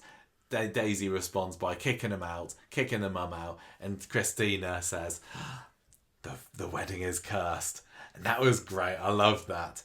I think weddings she said that just generally weddings in the Boyd Midgeley household are cursed. Yeah. And so that was real fun. Prophetic. It was very, very prophetic, but little did either of them know exactly what form that curse would take. She meant like the catering will be bad, or like someone will get their heels stuck in a lawn. Not like you will have acid thrown in your face like you're in Jurassic Park running away from those scary spitting dinosaurs.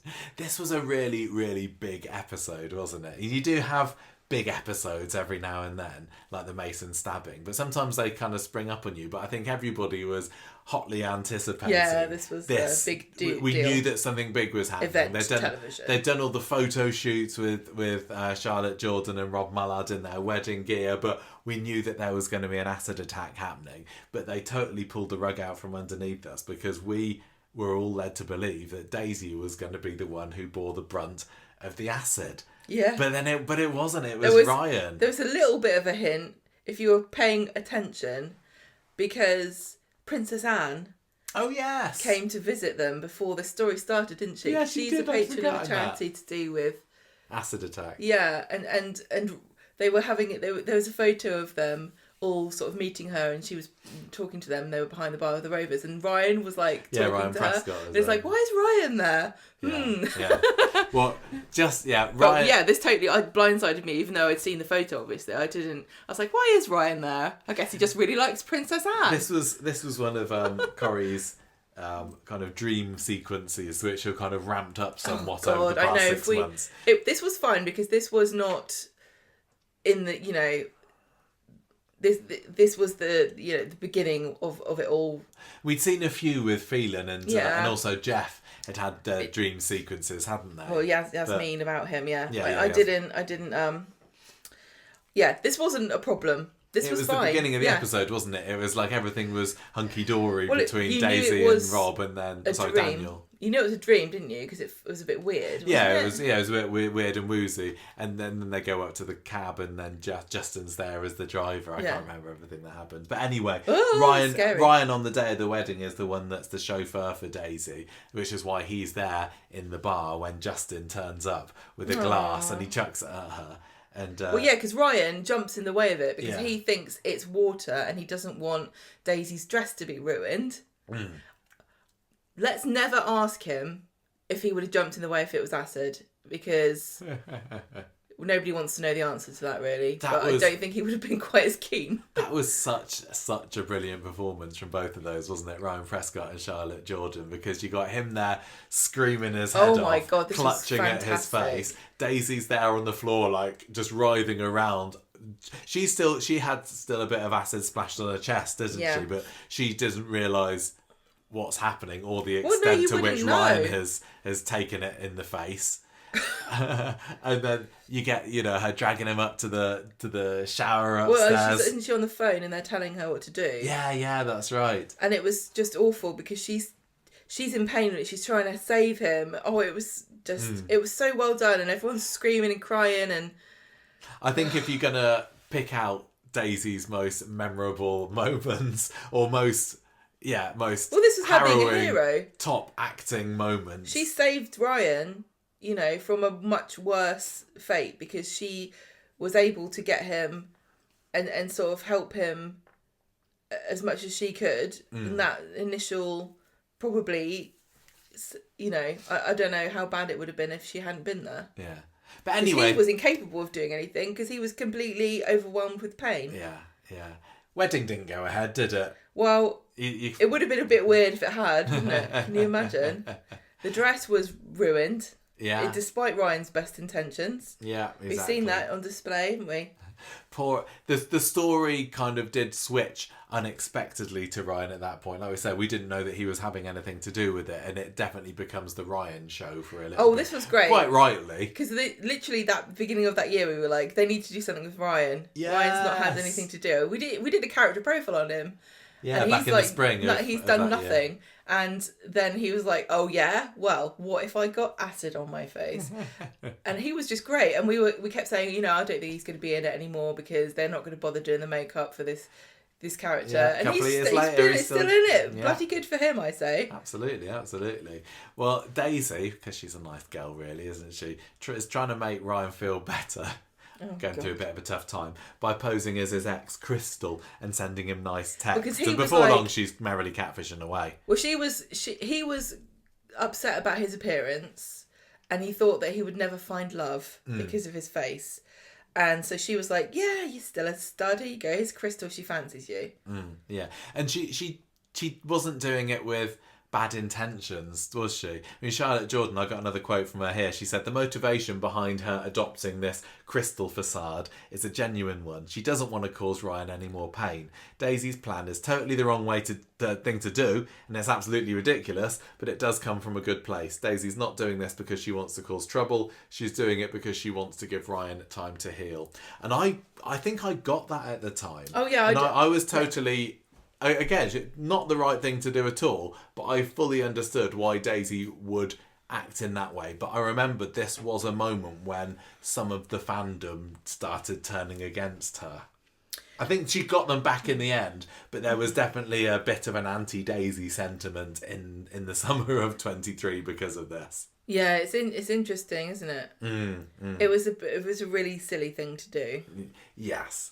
But if Coronation Street characters never did anything silly, we would find it very boring. So Daniel finds out about this catfishing via Max, doesn't he? Because Max is just, my God. Max is the little chaos demon that's been following Daniel his whole life. Yeah, he's in prison at this point because of a bit of far-right extremism. But Daniel lends him the spare phone to make so that he can make apology videos, because he was such an idiot. well into videography back then. But Max... Well, no, don't... Sorry, but if somebody was in prison for making propaganda videos, I wouldn't lend them my phone to make another one.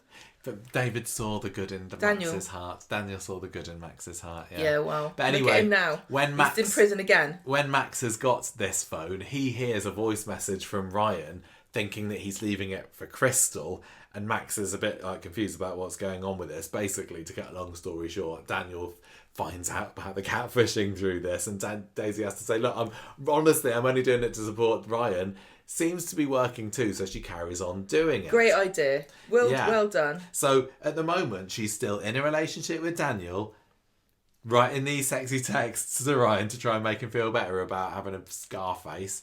And Daniel knows about it, and I don't think he's that too happy, but what can he do? I'm going to say that this current generation of younger Coronation Street characters, sort of Daniel down, lives are ruined by technology. Because Max would have been a white supremacist if he couldn't make propaganda videos. They never would have found out about... Daisy would have been able to catfish Ryan. Yeah. Justin would never have been able to stalk Daisy unless she was online. Mm-hmm. Later on, there's a video that gets recorded that Simon finds of them having a conversation. Yeah. This perils of modern technology. This whole year of what was it, 2022? 23. Was the year that technology ruined several lives on Coronation Street. So Justin's trial is coming up at this point, and his sister Karen. Do you remember Karen? Yes, I do. I don't remember what she looked like, but I do remember her being in it. Yeah, I really enjoyed the character of bit... Karen, but she was only in it for a little bit. She was a bit meek and mousy. Yeah, exactly. She overhears Carla and Daisy at one point arguing about Daisy's history of manipulating men, passes it on to the court. Why was Carla shouting about it? Because of Ryan? Why not? Yeah, probably was. Ryan is given a really tough time by Justin's defence at the trial, and in the aftermath, he and Daisy share a kiss. Oh. So this was the beginning of that. The trauma bond gets a start, and I never really bought the trauma bond thing.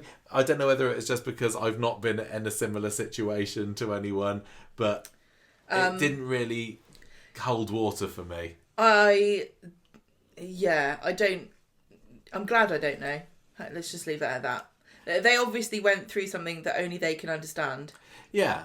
And I think also there's an element of Ryan who feels safe with Daisy because she knows why he's got the scars, you know?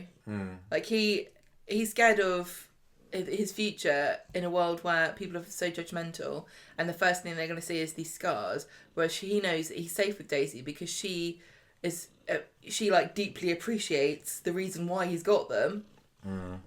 I can almost understand why Ryan might form a bit of a crush on her after all this. But he saved her. She feels guilty too. Yeah. She feels bad. It doesn't mean that you give up on lovely Ryan and Bertie. No, you mean Daniel. Lovely Daniel. I get all my names wrong There's tonight. a lot of weird emotions that go into love, or what you think is love, and a deep connection. This is true. So Ryan later discovers via a comment from Max that Daisy is the one who's been posing as Crystal. Ryan was already a little bit suspicious because he'd seen on Crystal's website, because was she worked in Ibiza or something? She was a DJ as well. Yeah. Anyway, she'd found out that he found out that she'd been in a coma for months, and so obviously it couldn't have been her that was sending the messages. Sorry, Ryan, if you've never seen Black Mirror. Yes. It's perfectly possible for somebody to be texting when you're in a coma. Especially with a name like Crystal. That's probably going to be one of the main episodes of the next season. He decides against telling Daniel about the kiss, because he wants to spare Bertie's feelings. And over the course of that autumn, the pair of them are just having this secret affair going on. And I didn't like this. What? Ryan and Daisy. Ryan and Daniel, that would be a completely different story. Yeah. But he also is getting into his Ovid sex videos, isn't he? And he's bulking up, steroids. he's bodybuilding, he's taking drugs, he's filming himself with a mask on his face and showing off his body because he needs to be told he's still attractive, and he wants an affirmation. Yeah. This is where technology. This is where the story was getting a bit messy. I think was the criticism that was thrown at it. Like, why can't it just be a story about somebody how they're... Well, it wasn't just you. Okay. Why can't it be a story about people recovering from acid attacks? Why does it also have to be about steroids? I know, this was streaming Coronation videos. Street. It was a bit too... Yes-anding itself into infinity for... And I don't know if they do that as much anymore, but this was the period of yes and, but then what? Let's also put this in. And it just turned into a runaway train of chaos. Yeah. So Ryan and Daisy are having a secret affair. I think it was after he gave this impassioned speech at the kids at the STC about all his experiences that really made Daisy go, "Whoa, what a man." Brody missed all that. And that's why he is how he is. That's why he is how he is, exactly. Yeah, but at least what was his name? Matty heard it, didn't he? Do you know what? I'm sick of the STC. Why have we still got... This has been going on for years now. This was 2023, you say? Yeah. Get Daniel out of it, because I'm sick of it. Get Dylan... Sick of those things. Free Dylan. Get rid of Brody. Get rid of the STC. I'm bored of seeing moody teenage boys cooped up in an English class having to listen to Daniel and Ryan talking to them about Shakespeare and motivational speeches. Daniel's starting to get a little bit suspicious of Daisy at this point. Follows them to a hotel where they're having a secret liaison one evening. I don't think he catches them. Who's got the time or the money? Yeah. Anyway, Ryan later admits to Daniel that he loves Daisy, but then Daniel's like, "I'm not giving up on her." Daisy resigns from the bistro where she was currently working because the Rovers was closed at that point, and she just tries to get away from temptation. So it was a really sticky situation. One day in December, though, when Ryan's got his phone set up in the flat, he's doing an Ovid. And then he gets interrupted because Daisy comes in. Yeah, he accidentally records this conversation between him and Daisy talking about the one night stand that they had. Daniel knew at this point that there were feelings, but he didn't know that they'd actually slept together. Simon finds out about it. Remember Simon? Remember him? Wonder what he's up to now on the high seas. Passes it to Daniel. Daniel says, "Well." He then let me go nuclear on he this. does, because Ryan's having a job interview at a gym. Daniel says, "Look at all let this." Me punish him. Yeah, because I think he tells him about the steroids, doesn't he? So instead it's just of going a mega mess. Instead of going, "Oh, do you know what would be really good for stopping this man from having an affair with my girlfriend?" Is if I let him get a job so that he's not got anything. He's got no spare time. I didn't think about that. So he's like, I know what, I'll make him unemployed. All the time for affairs in the world. Yeah. And that was kind of the end of Daisy and Daniel. You get paid by the government to have affairs if you're unemployed, apparently. I was gutted by this because I really, really did see a lovely future for them, but I wish that they hadn't made it have an affair. But it just Daniel and Daisy? Yeah. Wish they hadn't had that affair, but that just ties into what we were saying before about her having that self-destructive personality. She knew that it was very wrong. Difficult. And she knew that she was onto a good thing with Daniel. She just couldn't help herself. Yeah. Silly girl. So Daisy eventually comes clean to Daniel about everything, and he throws her out. She moves into Rita's flat with Jenny. but she also, fair play to her, does set Ryan back up with Crystal out of a coma, and then they go off to Glasgow together. So at least temptation is not in her way around the Christmas period of 2023. That was kind of the end of the acid attack story, the stalker acid attack story, which took up the whole of the year. Some people were totally sick of it, but I think I quite enjoyed it. It wasn't an acid attack story, was it? It was an affair story that had an acid attack as a kind of delightful sprinkle of flowers over the top, like to enchant you. Well, that storyline barely got a chance to finish by the time the next big one started its wheels cranking. And this was Jenny and Daisy stealing Carla's money. Well, stealing Stephen's money, which he had stolen from Carla. So if you remember, Stephen had taken a load of money from the factory. Daisy... Because he was going to escape. Yeah. This was his plan. He was going to embezzle the money from the factory and do a runner. Yeah, then because he had trouble, because he was going bankrupt with his old business. And what's her face, his wife, Elaine, No, not Elaine. That was his girlfriend. Oh, yeah, what was her? Well, I can't remember. I don't know, but she's bloody disappeared, isn't she? Suspicious.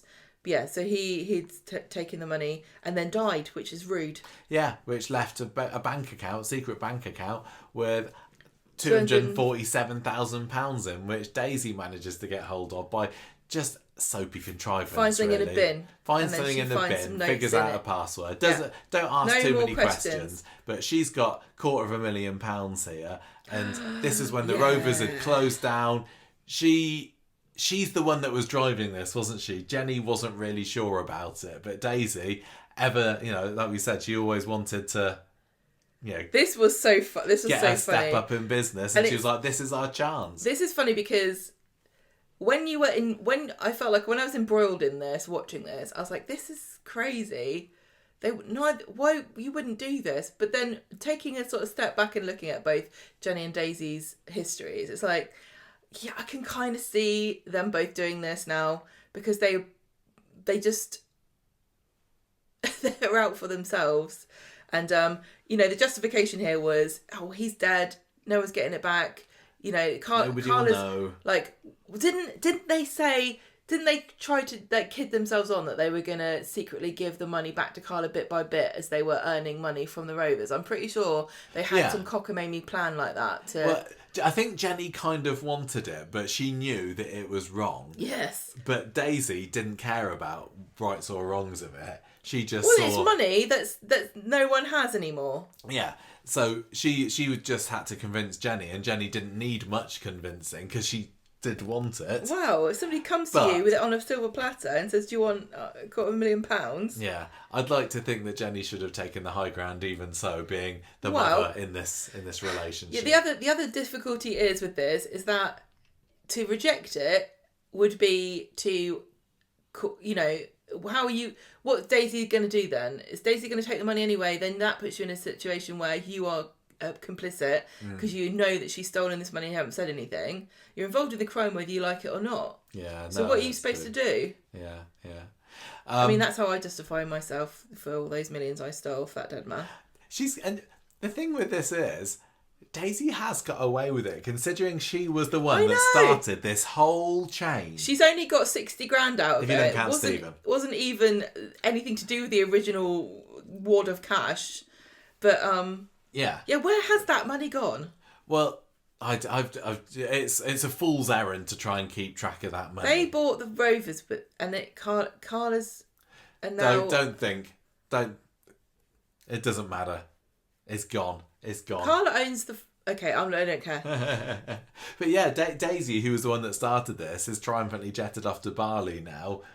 She hasn't got the 60 grand because she's given some of it to Julie and bought all the presents, hasn't she? But I doubt she's got that much less than 60 grand. But she's totally got away with it, which in some characters I'd hate, but I just was cheering her on. I can't help it. So the end of the year was when Bethany turns up. Hang on, no, we've got to say that they pretend they've got a bank loan to buy the Rovers, and then they have. But Jenny's like, you have to pretend that I'm the owner, and you're secretly the joint owner, but you can't tell anyone. Yes. Which again is Jenny not allowing any not allowing Daisy any time in the sun. No, not at all. Yeah, sorry, I was just saying, Bethany turns up at the Yeah. end of the New Year's Eve, doesn't she? Daisy's trying to make things up with Daniel, which when she goes around the flat, she finds him with a towel wrapped around him, I think it was. Bethany with a blanket around her. Daisy's got no idea who this mystery blonde is, but this is the beginning of a really, really fun rivalry that plays out in the over the course of the next 12 months or so. So we go into 2024. I was really excited about thinking, what's the prospect for Jenny and Daisy, and it seemed like there was gonna bound to be some fireworks between them, but I was expecting something, and we just didn't really get much, did we? It was, failure to launch is how I would describe it. It was, because, they'd made this huge thing about the Rovers closing. We know it wouldn't be closed for good. And then a grand opening at New Year, new era with Jenny and Daisy. And yeah, I mean, you had three very, very popular characters, two like long-standing Corrie characters, and one very new popular character in Daisy, and Jenny and Carla, all kind of vying to be Queen of the Rovers, which is the most iconic location in Coronation Street. Three iconic characters, and what did we get from it? Yeah, not a whole lot. I mean, I guess we've got some kind of result, some kind of outcome, delayed gratification a year later, but they didn't keep the steam going. I suppose it was something, it must have been to do with the fact that Sal and Charlie were used so much in 2023, and they literally just had to give them a break in 2024. Okay. I'm sure, Sanya Matthews has said herself, I wish I'd been used more, but you gotta share the people around when there's 80 members on the cast.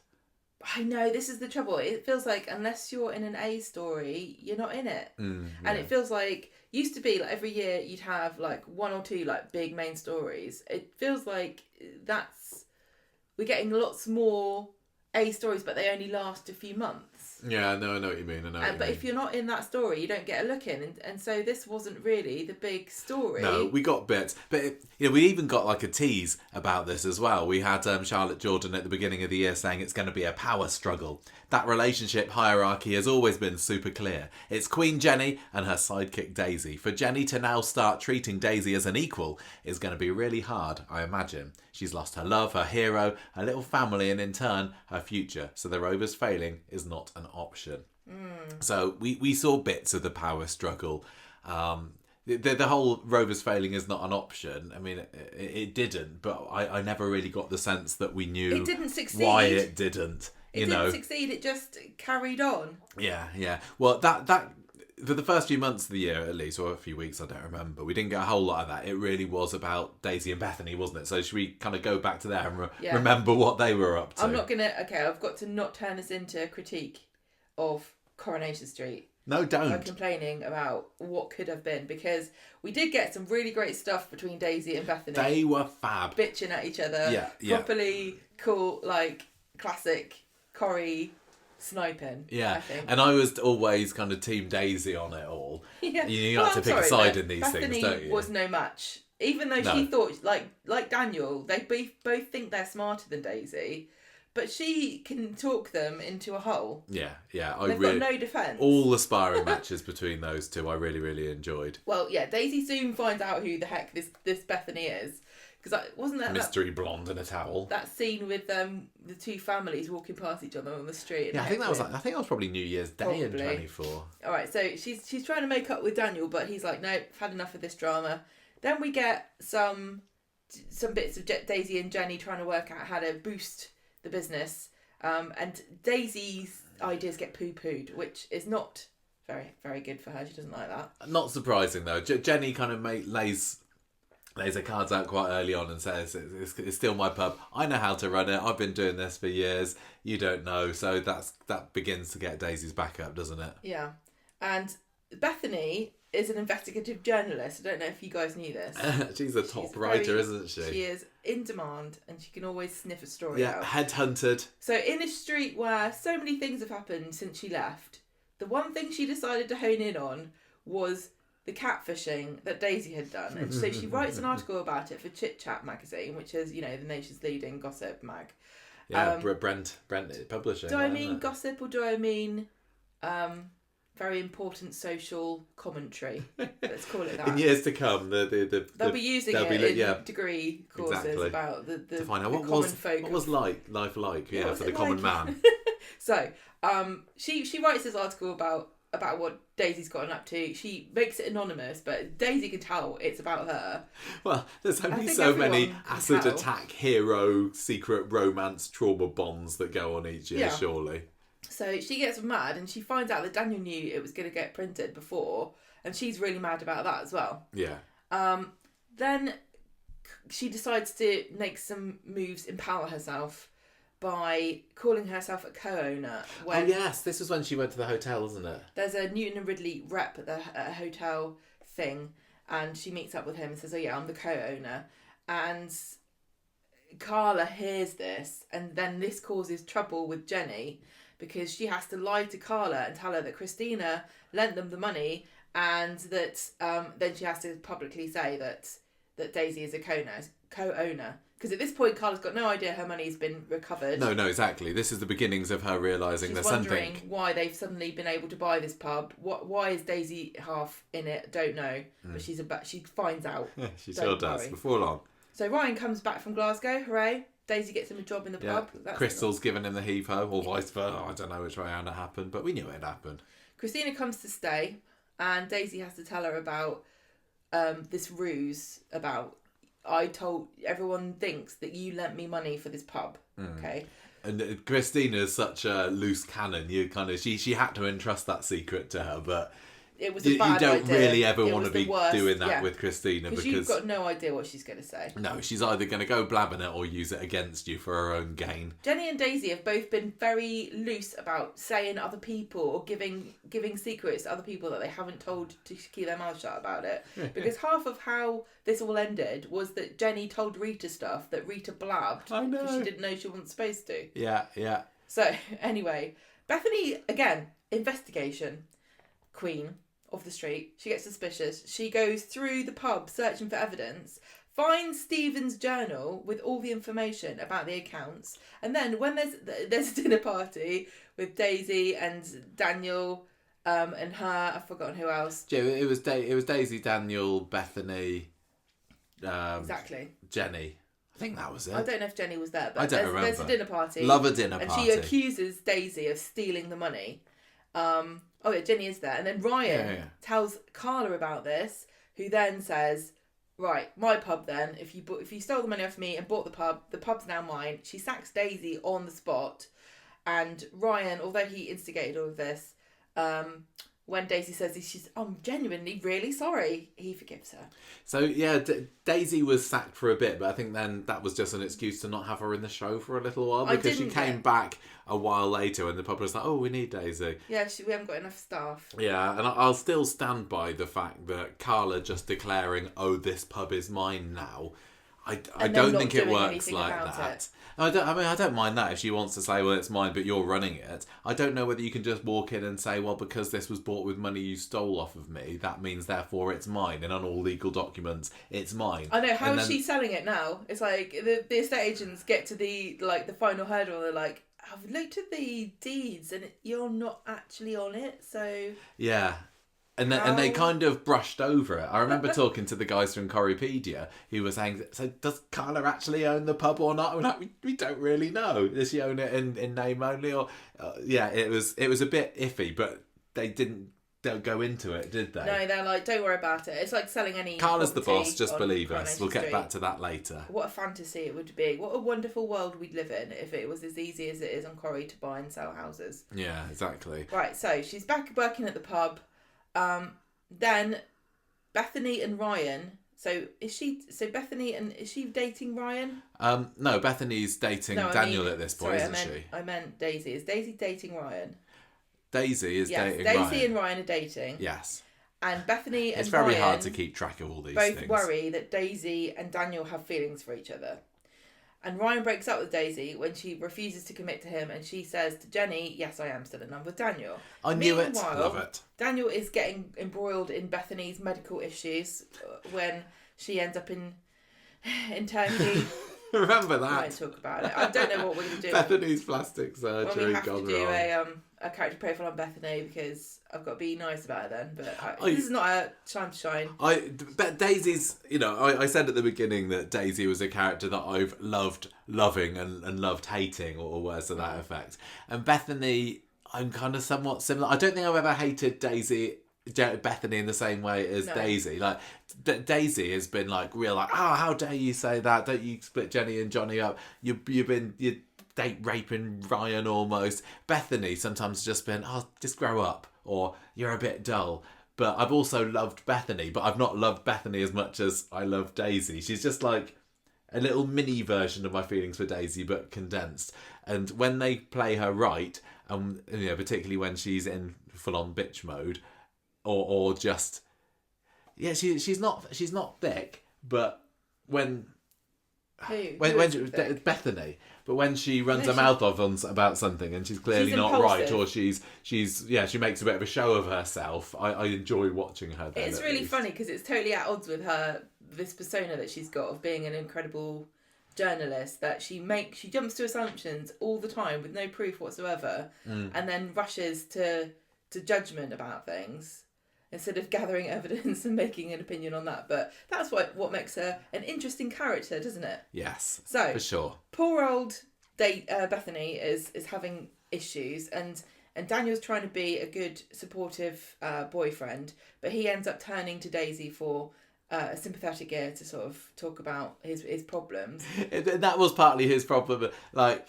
he just doesn't know when he's crossed the boundary, does he? His intentions are pure and he's so noble that he can't do anything wrong. No, and everyone's going to completely understand it. But I totally can see why Bethany would be somewhat narky about the fact that I'm in hospital and he's there seeing his ex. It's a very sensitive topic that she was trying to keep undercover. Yeah. And he's just blabbing to her love rival. Yeah, but I will still say that, I'm not surprised, and Daniel can speak to Daisy on a deeper level than he does with Bethany, because I believe that they've got a whole lot more in common and they're much more on the same wavelength. And yeah, he couldn't help himself but go back to her, because I think he's settled for Bethany. Bethany comes crashing into his life in early 2024. He's already smarting from what happened with Daisy the previous year, so he just goes back to plan B. Daisy is always his plan A. When have we done a Daniel profile? Oh, ages ago, probably. Watch out, Daniel. No, but I love it. I think he's great. He's a lot of fun to watch, because he does the wrong thing quite a lot, but he stands firm in his beliefs. There's a few people that I really like. I would like to rag on, and he's definitely one of them. So, Bethany's like, just leave me, and go to Daisy. But Daniel's like, no, I love you. I want to be with you. So Daisy turns her eyes to Kit, and Kit also takes a shine to Daisy, and he is trying to work out, isn't it? Trying to work out from Ryan what she likes, and Ryan's got no idea that he's pumping him for information. Thinks they're just friends, but he's using him to get to Daisy, and it works. She agrees to go on a date with him. I didn't enjoy that part. That Kit is no match for Daisy. I loved the idea. Kit is way below. He's punching there. I know he's a tall guy, but he was still punching upwards when he was going after Daisy. Well, Bethany gets rid of all of her some of her clothes that she feels she can't wear now. She's got her stoma, and she gives them.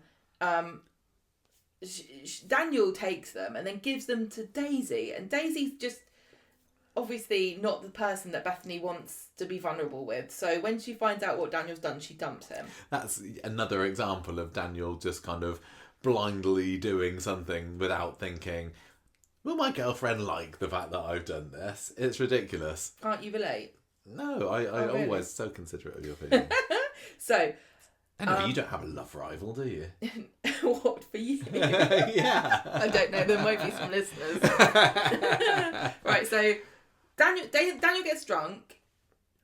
He steals Debbie's car. Yes. He crashes it in Victoria Street. Then Daisy comes to rescue him.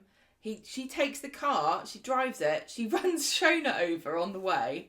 That was a big night for her. And then they have makeup. Thank you, bonking. Yes. So Kit investigates this, finds the CCTV footage of the car being stolen, thinks that Daisy stole it in the first place, deletes the evidence, then Shona gets her to admit that it was her because she keeps acting shifty. And this, very confusing, isn't it? It's very convoluted and complex. This was all a bit silly, but it ended up being a really important part of what happens to the money. Yeah, because it doesn't we don't see the consequences of it for a few months, but yeah, all of that was Kit and big setup, Daisy and Shona end up with this weird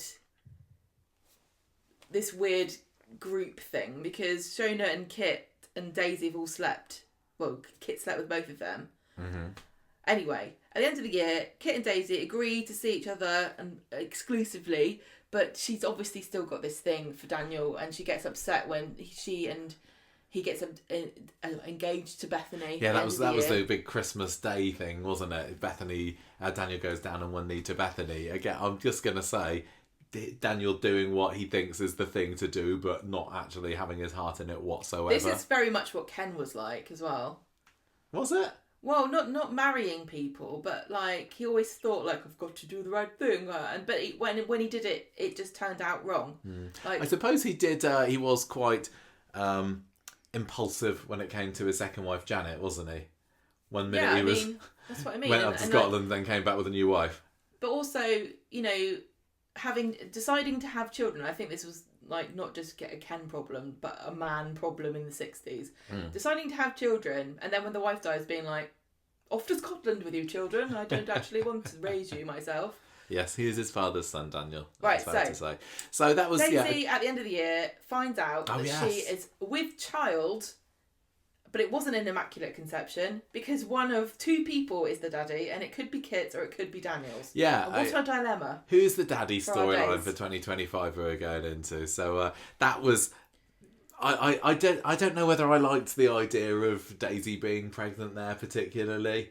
Often because, you see a character who's vivacious and fun and gets a child, and then suddenly they're just bogged down with motherhood. And obviously that didn't happen with Daisy because there was a big tragedy early on in 2025. But I don't know whether we knew at this point that Daisy was leaving. I think I just genuinely thought for a while she's going to go off with a baby. It wasn't very long into 2025 that we found out Charlotte Jordan was leaving. I'm going to say it was in the first week or two. So it was all announced on... it was in The Sun. It was the front page of The Sun, wasn't it? Yeah, that's right. Yeah. And, Charlotte gave interviews with The Sun at the time. I've probably got some quotes for it later. But often it seems The Sun finds things out and leaks them. And I genuinely don't know about this, like... Was this a case of we're going to leak it, so you're either with us or you're not? They could. What happened? Yeah. So I don't think it was. I don't know whether it was Charlotte saying, "Right, I want to leave and I want to announce it in The Sun." It literally it was to prevent the leak happening without her. So we went into the year thinking, well, this is what I've insinuated as much on the podcast before some of these exits happened. When you know that a character's leaving, it is a bit more difficult to stay invested in their story, isn't it? I'm sorry, but I'm one of these people. Unless they're going to die. And I feel bad about it because I know that it's part of the reason why Corrie doesn't really care about giving people big exits, because they know that people are kind of divorced from caring. But I think that... Yeah, when I found out that Daisy...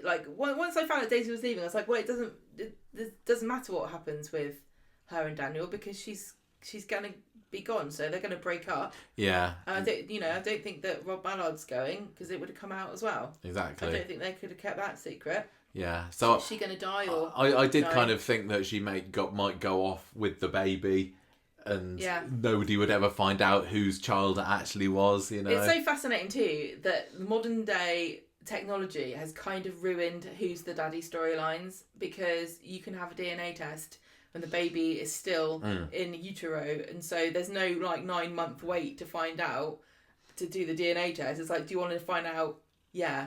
We'll know next week. So is this the end of who's the daddy storylines, unless it's like one of these convoluted, we have no technology anymore things, like, we're in the woods and my phone doesn't work, so now I'm going to be haunted by a ghost. you can still have the mother refuse to take the test. That's the only thing that I think they...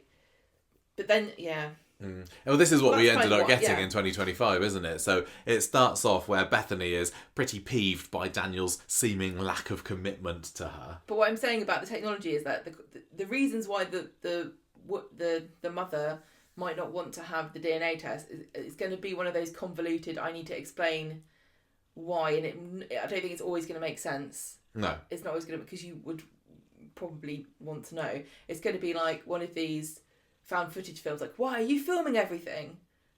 To make a film that you're in. Shut up asking questions. Yeah, I'm sure they'll still keep going with them. As I was saying, Bethany is getting really annoyed. She's engaged to Daniel, but he's not so into it. He's clearly still harbouring these feelings for Daisy. And you got Bertie's birthday fairly early on in the year, and Daniel, again, goes to Daisy. He literally doesn't learn a lesson, does he? No, He's like, can you help me get things isn't ready? Isn't it ironic that he won't learn lessons? Yes, it is actually. It's not his job to learn his lessons, is it? No. He's a teacher by heart. So Daisy is like, yeah, I'll help you get a cake. And then Bethany, I can't remember whether she's left with anything, Bethany but gets her nose completely put out. yeah, she does at the party, and that was definitely one of my favourite Bethany Daisy moments. And they all end up having a tussle over the cake, don't they? Falling over all over the place.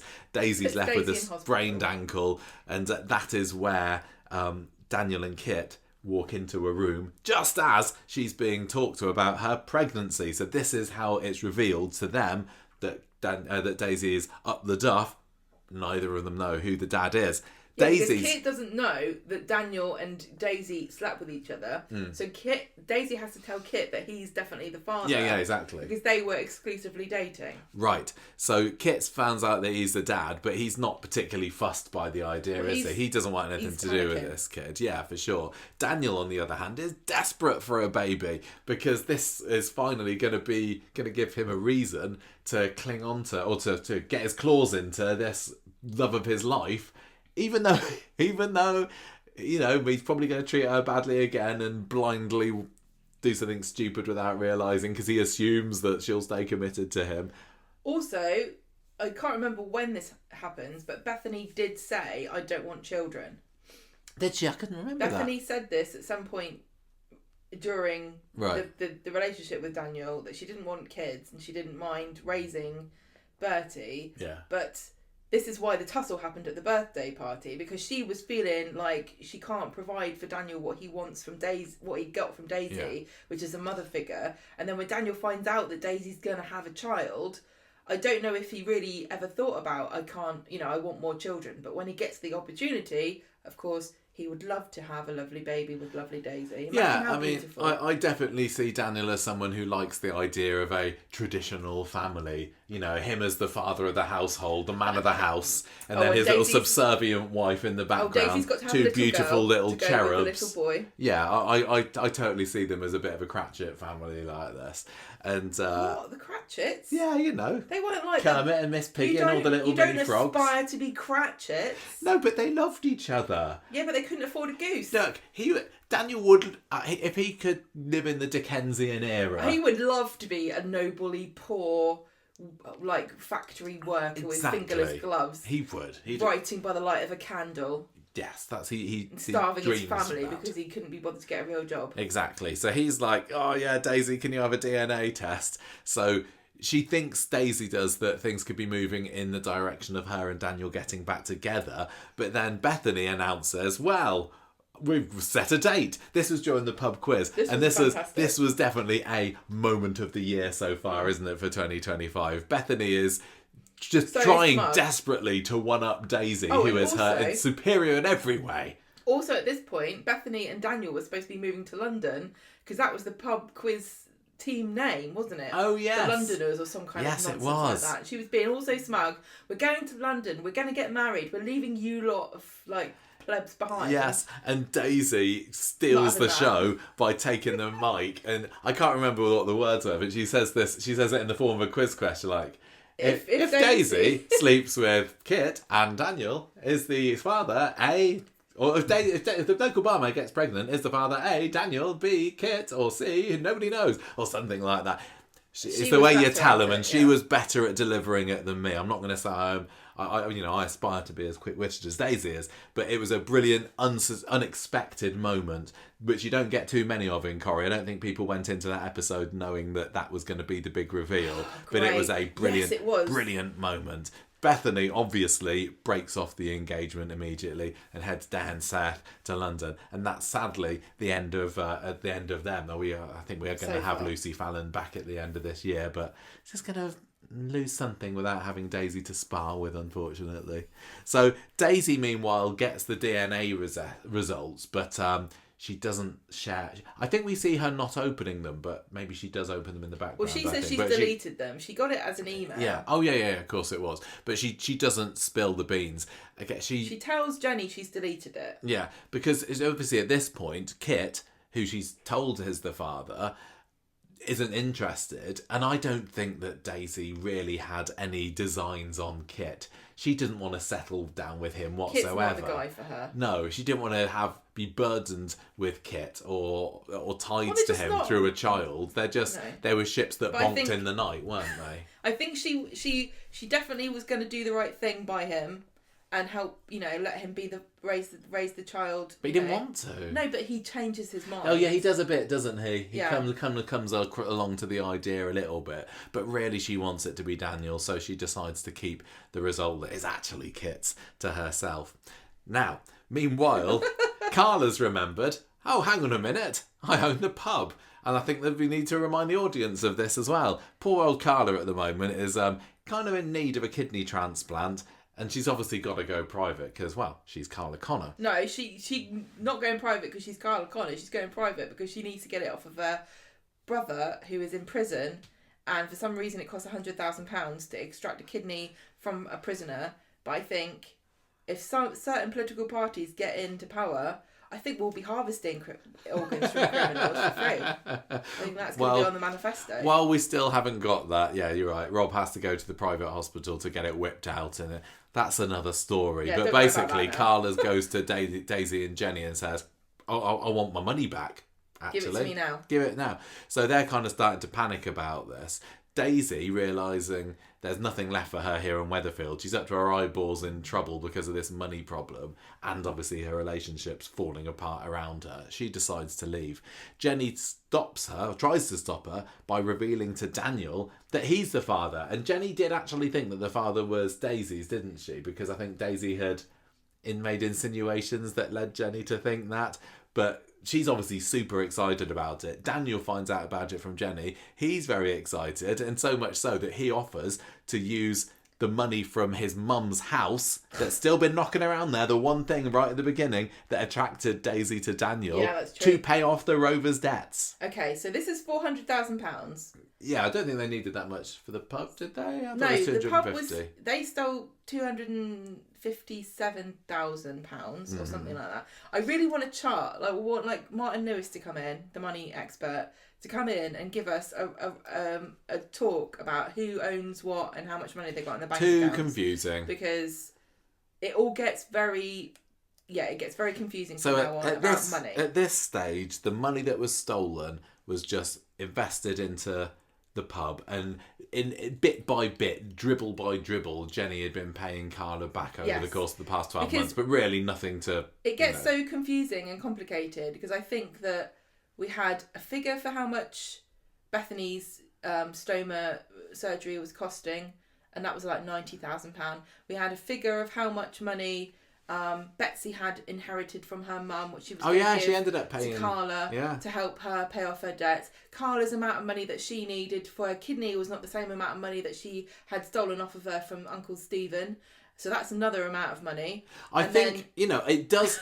I'm gonna say it does make sense, and I do trust the guys behind all this, the guys and the girls in the storylining room, so that it did have a clear course, but because there was just so much, it was too much for most viewers to understand, and we just had to go along with the ride, because I lost track of it. It gets really clumsy when a character just explains what's happening. We've seen that with a few choice conversations we've had recently about various issues, but I do wish somebody would just sit down and go, right, how much money was it that you owed Carla? Let's see if I can work this out then. So Daniel comes along with his 400,000 and says, hang on, has he actually sold this house?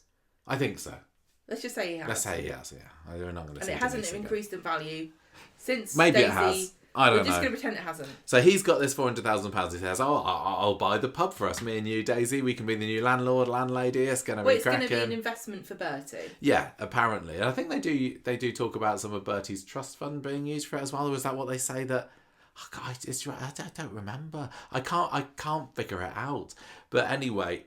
Daisy tells Jenny she's jumped to the wrong conclusion. The father is actually Kit. So poor old Daniel is happily whistling along, thinking all of his Christmases has come at once, but he's under the delusion that he's the dad. But he ain't. Kit surprises himself when he realises he's upset not to be the baby's father because he thinks that it's Daniel. He spent ages,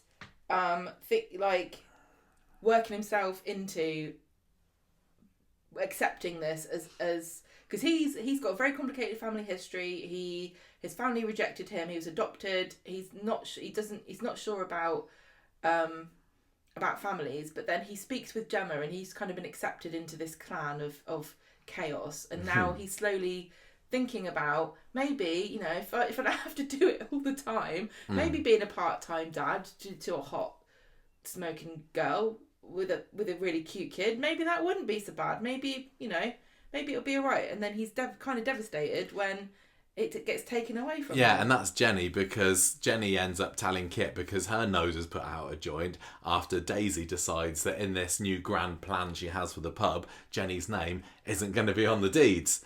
Jenny ain't having any of that. So vengeful her says to Kit, baby is yours, and Daisy then has to come clean to Daniel. Now this wasn't completely fair on Jenny from a sort of family and emotions perspective, but it was financially fair because Daisy was trying to protect Bertie's investment and Daniel from Jenny being involved in it. And you can totally see her perspective on that, but you can also see Jenny's perspective.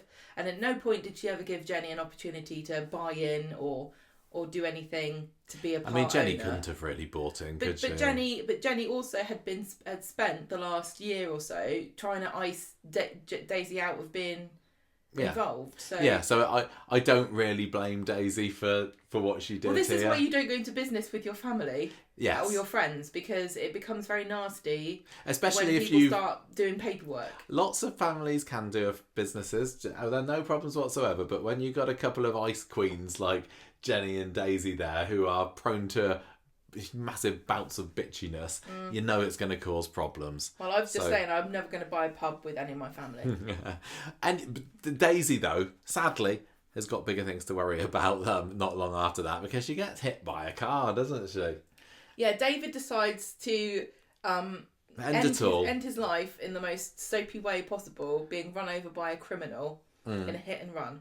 Yeah, but to try and assuage his guilt for letting Max go to prison. To stop Harvey's goons. Oh, yeah, there was a bit of that as well, wasn't there? Because Harvey wanted blood. Yeah. And but I know anyway, how he feels. That's a story for another day as well. Long and short of it is, Daisy's been hit by a car, loses the baby.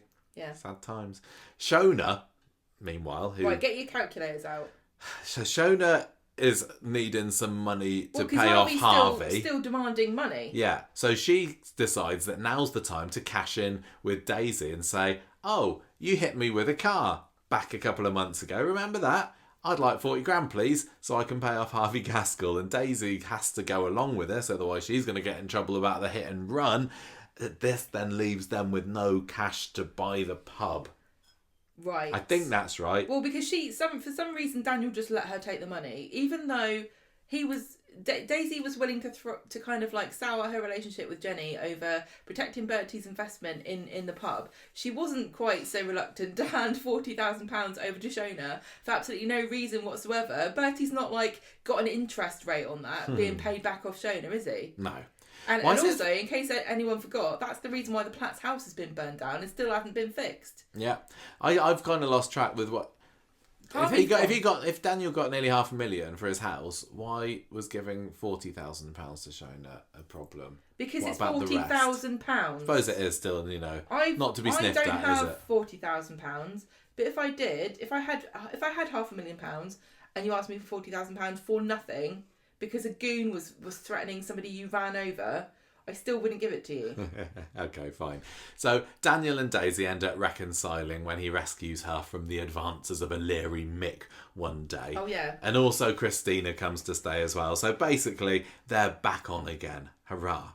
But I know it was a reconciliation that I knew was surely doomed because we were in the final months of Daisy's time on our screens now. Jenny, meanwhile, she gets some different money. So this is the third source of massive wonga that has been involved in this story here. Get your Don't third use the same out. calculator because this is a different fund. So she finds that she can get her hands on some investments that Greg, ex-husband Greg, made years ago. Very, very handy. Would that we all were able to get our hands on if I found a piece of tens paper of thousands of pounds out of nowhere. that gave me £60,000. Oh, we've still got that scratch card in my purse. We do have a scratch card. You're right. We bought one at the weekend, all straight after recording. We're on to that. If you never hear from us again, this is the last episode. It's because the scratch card has come as a. To be honest, if we had £1 million, we could retire and then we just podcast all day. I'm sorry. If we win a lot of money, we're going to do this more. Yeah, It's the only difference. If anyone wants to send us scratch cards, anyway, if anyone wants to send us £1 million, Jenny decides that she's going to buy the pub with this £60,000, but not tell Daisy because Jenny is very selfish and she can't deal. What was her reason? I think it was literally just a case of I want it for myself. I've seen that me and Daisy together don't work. Well, she's like, yeah, it's Daisy been my wouldn't- pub for longer. Daisy wouldn't let me be on her dude, so she can't be on my Yeah, dudes. yeah, and this has come back to bite her on the bum now, hasn't it? After all of this, yeah. So things get even worse then when Jenny admits to Daisy that she's always held her accountable for Tom's death, like we said right at the beginning of this. Baby Tom. Briefly explain the story is that he was a toddler. He was playing in a paddling pool. Jenny had to go inside the house to take a phone call or do something. She said to Daisy, look after the kid. Daisy didn't hear her. And then he drowns because he was being unsupervised. And then Daisy says she doesn't remember this happening. We're not clear on whether she does, if she blames herself or not. But it was it was just bad enough to hear that all this time Jenny had held this grudge. Yeah, I think that was worth a recap. I know we did about it 2 hours or so ago, but this is a bit of a monster podcast, and it wouldn't surprise me if people were listening to it in chunks. Anyway, Christina, as I say, she's here at the moment, and she and Daisy conspire together to take Jenny to the cleaners when they find out. Then they find out that Jenny is planning to buy the pub and not have Daisy have anything to do with it. Yeah. Christina doesn't care about any of this. She just hears that Jenny's got money, and she secretly is planning to take it from both of them. But Daisy has no idea that her mum is so duplicitous. I do wish that they'd lent a little bit more into Christina versus Jenny sniping at each other, because we couldn't have it for Bethany and Daisy anymore. Don't know the backstory of what exactly happened with Jenny and Well, if you ask Christina, Greg. she'd just say Jenny stole her man. I know, but I would have loved to have had a long scene between the two of them. Hashing out you're right. We didn't what get happened. How did this happen? Because I'm sure Jenny has a completely different story to Christina, and I honestly don't know which one of them I would believe. No, I know what you mean. We need Greg here to come and give us. Greg's got to come. Yeah, Greg's got to come for his $60,000, man. I think he does. Yeah, he's not really made any At the end of complaints about this. Jenny kind of owes everybody money, including Greg. Yeah. Not looking good. It's not looking good. Is Jenny going to go on the run next? I don't know. Right. They start catfishing Jenny. They're pretending to be an admirer from a dating app. And Not gay bae. Not gay bae. No, straight bae.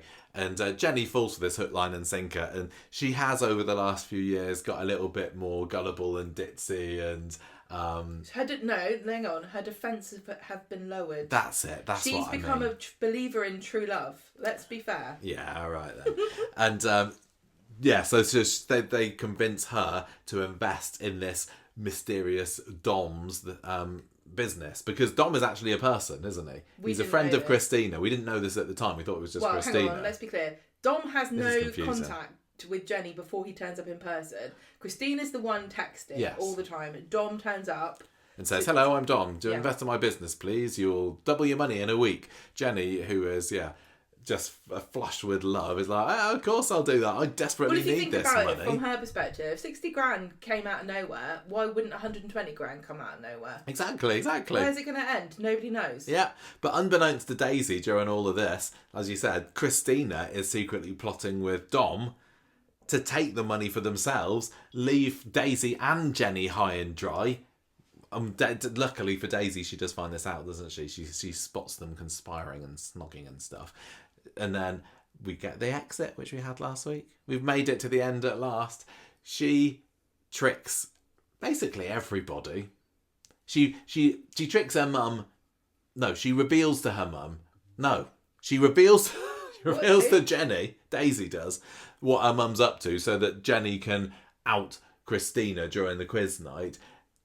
Jenny thinks that Daisy's on her side and wants to make up, but secretly Jenny's conspiring to do a runner, take the money from Jenny, give a few little presents here and there. I love the exit. You know, a week on, You're kind of blowing through it. Well, no, that's basically it, isn't it? She's yeah. That was what happened. I mean, we've all just watched it, but in a year or 2 years or 5 years, when you're listening to this, nobody's going to be. You're not going to remember what really. What would happened. you like to add to my abridged summary of Daisy's exit? Okay, it's quite convoluted, wasn't it? That Dom secretly pretended to be from the bank's fraud team and told Jenny to put the money into a safe account because she was being scammed, and then Dom let Daisy take the money and put it in her account when he and Christina looked like they were going to get arrested and they wanted to protect the money and hide it. So she's like, I'll do it, give it to me. And so they think, oh good, the money's safe, we just have to pretend not to know what's going on. And then she just runs off with it. And Flies the barley. And so, yeah, none of them end up with it. And when Christina finds out that Daisy has done this, she thinks it's hilarious. She's kind of upset, but she thinks it's She's brilliant kind of proud of her daughter being a bit of a chip off the old block. She was going to do it to her anyway. I'm kind of half thinking that Christina was also going to double cross Dom and steal the money off of him. Wouldn't surprise me. So it was kind of like sort of an association of villains here, trying to nick everything off each other. But at the end, Daisy was the one who crawled out of the big cloud of conflict with the money in her. Would you say that she deserved the money more than anybody else? No. Who? I think that they were all equally bad at the end, weren't they? Yeah. I mean, she deserves it from the point of view that we all love to see a heist, don't we? Well, there's also the fact that, heist. She may well one day have inherited a load of cash from Greg, so potentially any returns from his investments would have come her way anyway. I mean, that was kind of what Christina was saying to Daisy to justify stealing it in the first place. Like, that's Greg's money, that's our money, we earned that money. Yeah.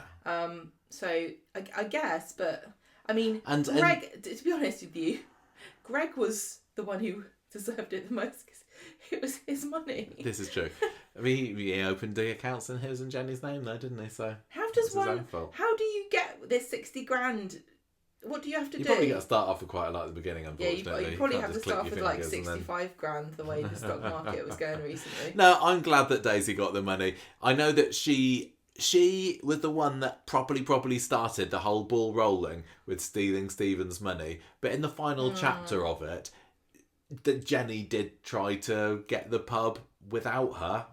Yeah, Daisy didn't necessarily deserve. The interesting thing is that Daisy stole that money to buy the pub, but she couldn't have. She needed Jenny to sort of cover for her to explain. She couldn't have done it without her. But I think if she could have done it without Jenny, she would have. She only included Jenny because she thought they were on the same team. Yeah. And I think, honestly, I also think that a lot of me kind of forgiving Daisy for doing this and thinking it was fine is the way that she put sunglasses on at the end of the scene. It was a very cool final moment. I love how it was a fun, positive twist of an exit scene, which you don't get so many of. It was a very, very unusual. It's like one of the most unique exits on Coronation Street. It was. Not just the voiceovers and the notes and everybody. It's kind of like Christmas music. Morning. They're all getting a little gift from Mother Christmas, but it was also Mother Midgeley. The fact that she committed a crime and then we're all applauding her as she gets It away was with it. triumphant. And she also, not just that, but she did it to one of the main characters of the street. You know, the landlady of the Rovers has just been and you can tell stolen from. You can tell that the audience are supposed to be a little bit, well, that's taught you a lesson, haven't you, Jenny? Because everybody was cheering Daisy on. I've not seen that many people rally behind Jenny and go, "Oh, poor Jenny." You know, I do. Yeah. Obviously, I love Jenny and I feel bad for her that it's happened. But I'm thinking, you kind of brought this on yourself.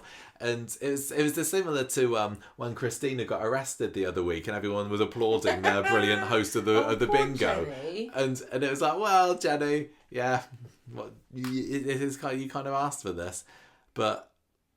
You know, maybe she'll learn a lesson. I don't know. Well, I just loved how Daisy got a proper exit story that didn't just come and go in a couple of weeks. If you compare what Daisy got as an exit to Yasmin, say, a few months ago, it's night and day. We saw nothing of Yasmin. Then one day she's like, "Oh, I think I'm going to go to London to work for this charity." 2 episodes, gone. She didn't get an exit storyline. Here today, gone tomorrow. Daisy's exit story has been bubbling away very, very nicely for months now. Almost like as soon as Christina came on the scene, I would say that was the start of the exit story, wasn't it? Yeah. I do not feel shortchanged with this. And I think for a character who has captured the imaginations and the interest and the hearts of its viewers quite in the same way as Daisy has, I think she flipping deserves it. I mean, obviously you can compare to Gale, and Gale was clearly much bigger of a character than Daisy. It feels like Daisy got a better exit than Gale, but, you know, you've got circumstances and how much that Helen Worth can't film compared to the youthful young thing that is Charlotte Jordan. If I was her, I would be proper chuffed that they did her right with her exit. Like we said before about exits for characters, it's a really tricky prospect for Coronation Street for many different reasons, not least of which because I don't think it's a particularly spoilery to say that we've seen and probably will see lots of exits this year, because we've seen Mason go, we've seen Yasmin go, we've seen Daisy go. That's not the end of it, but some people are just not going to get big exits because, like I said, Corrie knows that people don't care about it. That's the sad part. If it's a character you're not bothered about, you don't really care about their exit storyline. And a lot of people, even when you do like the character, when you know they're leaving, you're not invested in what's going to happen here. I don't care because I still would rather have an exit story than not an exit story. No, I agree with you, but I'm glad that a lot of what happened with Daisy as she was leading up to going wasn't to do with Daniel. Because we knew how that was going to end, because we knew that she was going. Yeah, you're right, actually. At one point I was thinking, we should have more Daniel here. And we did get some at the end. Obviously, they had their lovely kiss and the that's bite the thing. of Bertie. We didn't say that either, that he was begging her to stay. She told him she was going to Brighton, but she actually went to Bali. Yeah. And she left money for Ryan to buy himself some new kit. She gave Daniel a trip to Disneyland Paris, because she obviously hates him still. And she gave Julie some money for charity. Yeah, I think that does say something about her character, that even though Kit got some booze. All 3 of the men got something, but Kit I don't count. Yeah, the fact that they got Daisy to give Julie all that cash for charity, I hope she had time to invest in the half an episode between that and maybe we will.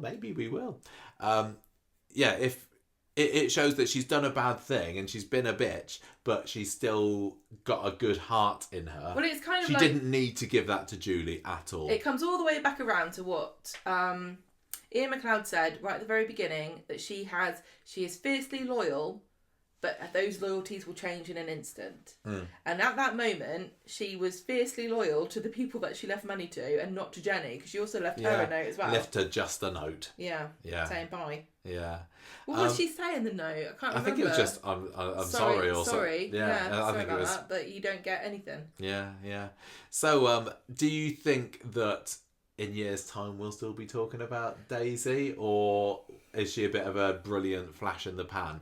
Because some of the greatest characters can last for 5 years, but she's not been on the show for ages. and then they can just disappear into the ether and like be a footnote in Corrie's history. What are you thinking for Daisy? Is she gonna be a legacy character? It's so tricky. It's so tricky because it's somebody like Becky, say, right? I loved Becky. She was my favourite character when she was in it. And I was devastated when she left, etc., etc., etc. And I think everyone feels the same. Yeah, Becky probably managed like 6 years. It's like, do you think about her? Not really, because Corrie's bigger than any one character. It depends whether, with Becky, you still had Roy and Hayley around for a little bit. I think Steve, but he moved on. So it depends on who's left behind, doesn't it? She's going to be like any really great Corrie character where you don't necessarily pine after them forever, but when somebody mentions them, you're like, oh yeah, I thought she was great. Yeah. And I think that is a really, I think some things seem to pass into Corrie history and other things don't. And it's really, really hard to predict who will and who won't. But I think that Charlotte Jordan's got a really bright future ahead of her. Yeah, she is gorgeous and talented. I think it does partly depend on how the actress or actor does after Corrie. Because if they stay in the public consciousness, then the characters that they played on Corrie are more likely to. So we remember Tina. We do remember Becky. Yeah. Because Karen. Yeah, and Karen, because those actresses went on to do big things, and that's not always the case. But forgotten. You run out of names. I've forgotten the name of Steve's dad. Jim McDonald. We Charlie remember Dawson. Jim McDonald. Yeah, you do because he's got a lot to say on Twitter. Hasn't he? So I'd like to think that Charlotte Jordan has a very bright future because she is a huge talent. She's so magnetic. In terms of you just want to watch it, you can't take your eyes off the screen. The little micro expression she did, I think I'd like to think she probably learned a lot of Sally Ann Matthews when they were together. Definitely. Because she's also one of the top actresses on Corrie. That performance does definitely feel like she just played so well as Jenny's stepdaughter. Yeah, for sure. And we've said before, we said on last week's podcast that she has got her next job lined up already, hasn't she? She's going to be doing her thing in the Archers. I really it makes me want to listen to the Archers. I'd kind of like to, and I wonder what sort of character she's going to play because she was definitely a bit of an archetypal bitch, but with a bit of a heart. You can't stop if you watch Corrie during the era of Tanya Pooley. You can't take away the comparisons there, but I think Tanya was definitely a lot more evil at heart in the same way that Tracy was. I said she's a lot more of a rounded character. Daisy. Daisy is that's what I really love about her. They really took the time to invest in her, made her a very rounded character. They showed her flaws. They showed her big heart.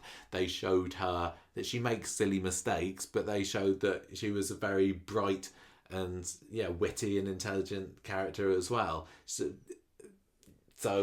yeah, I think that could be something that helps her to have a legacy. But you're right, I would be very interested to hear what she's like in the Archers as well. But I just want to see what she ends up in, because I think that Michelle Keegan, who played Tina, has had a really interesting career after Coronation Street, and I haven't seen a lot of what she's done, but she's done lots of different things. I don't think that her being in Corrie really has typecast her, and I think that's the biggest way to succeed after Corrie is to not get typecast, because all of the other actresses we've just named all have done so many different things, and so she's got to get away from the mean girl bitch character. Yeah, we don't want a typecast. But the thing is about it is that she's just got the perfect, and not to be mean, but she has got the perfect phase of like this gorgeous, beautiful woman, but she's got the talent to turn that into like on its head.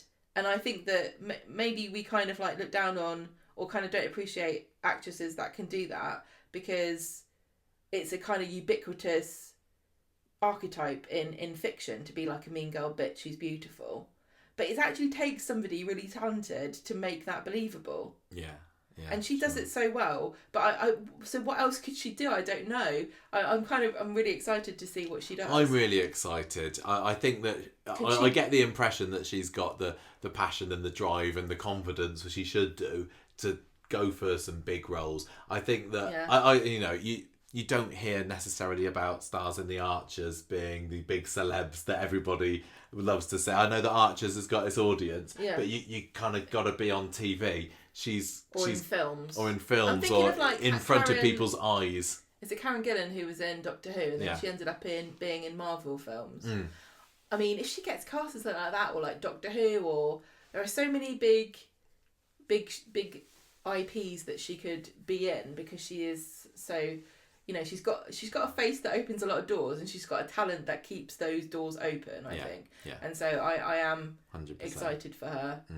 Kind of like Millie Gibson, who played Kelly, who has gone on to do Doctor Who. Yeah. They're could she definitely be in the a same companion? ballpark. I don't know. Could she be the Doctor? Maybe in 10 years. I don't know. So, looking back on all of these Daisy moments and stories, anything particular that you would say stands out as being a defining or favourite Daisy moment to you?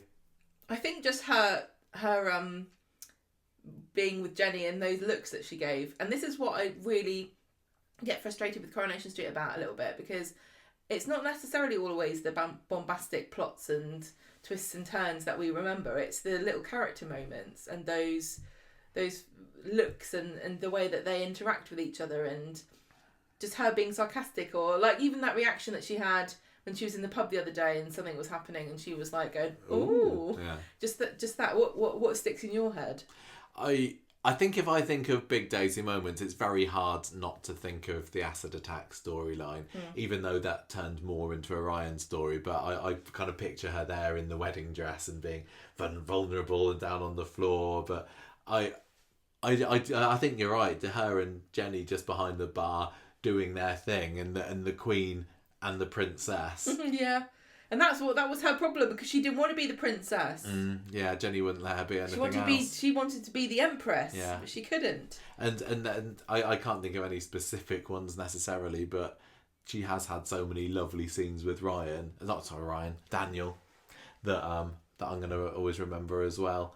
I do think that was her most iconic relationship. I think that they really could have, had she wanted to stay, that they would work so well. I don't think her and Ryan worked very well at all. No, I don't think so. And I think it seems like purely off of a trauma bond. But Daniel and Daisy, you love that phrase, don't you? I know. Well, they used it at the show.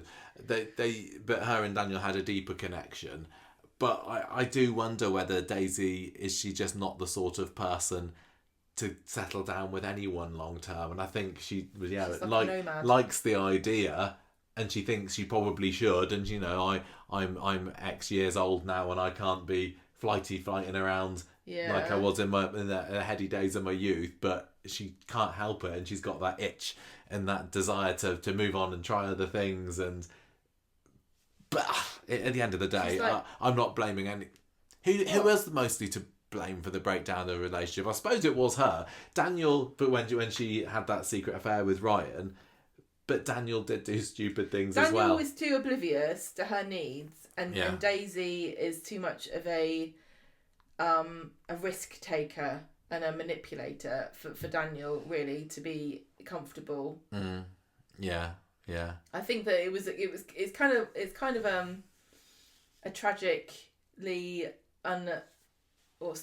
impossible relationship, but they were the best together. There was something about those two together because of how much they were unequal of each other in a way that their other relationships were. Like Daniel and Sinead, Daniel and Bethany, I'm sorry, but it just felt like he wanted a pet that couldn't talk back.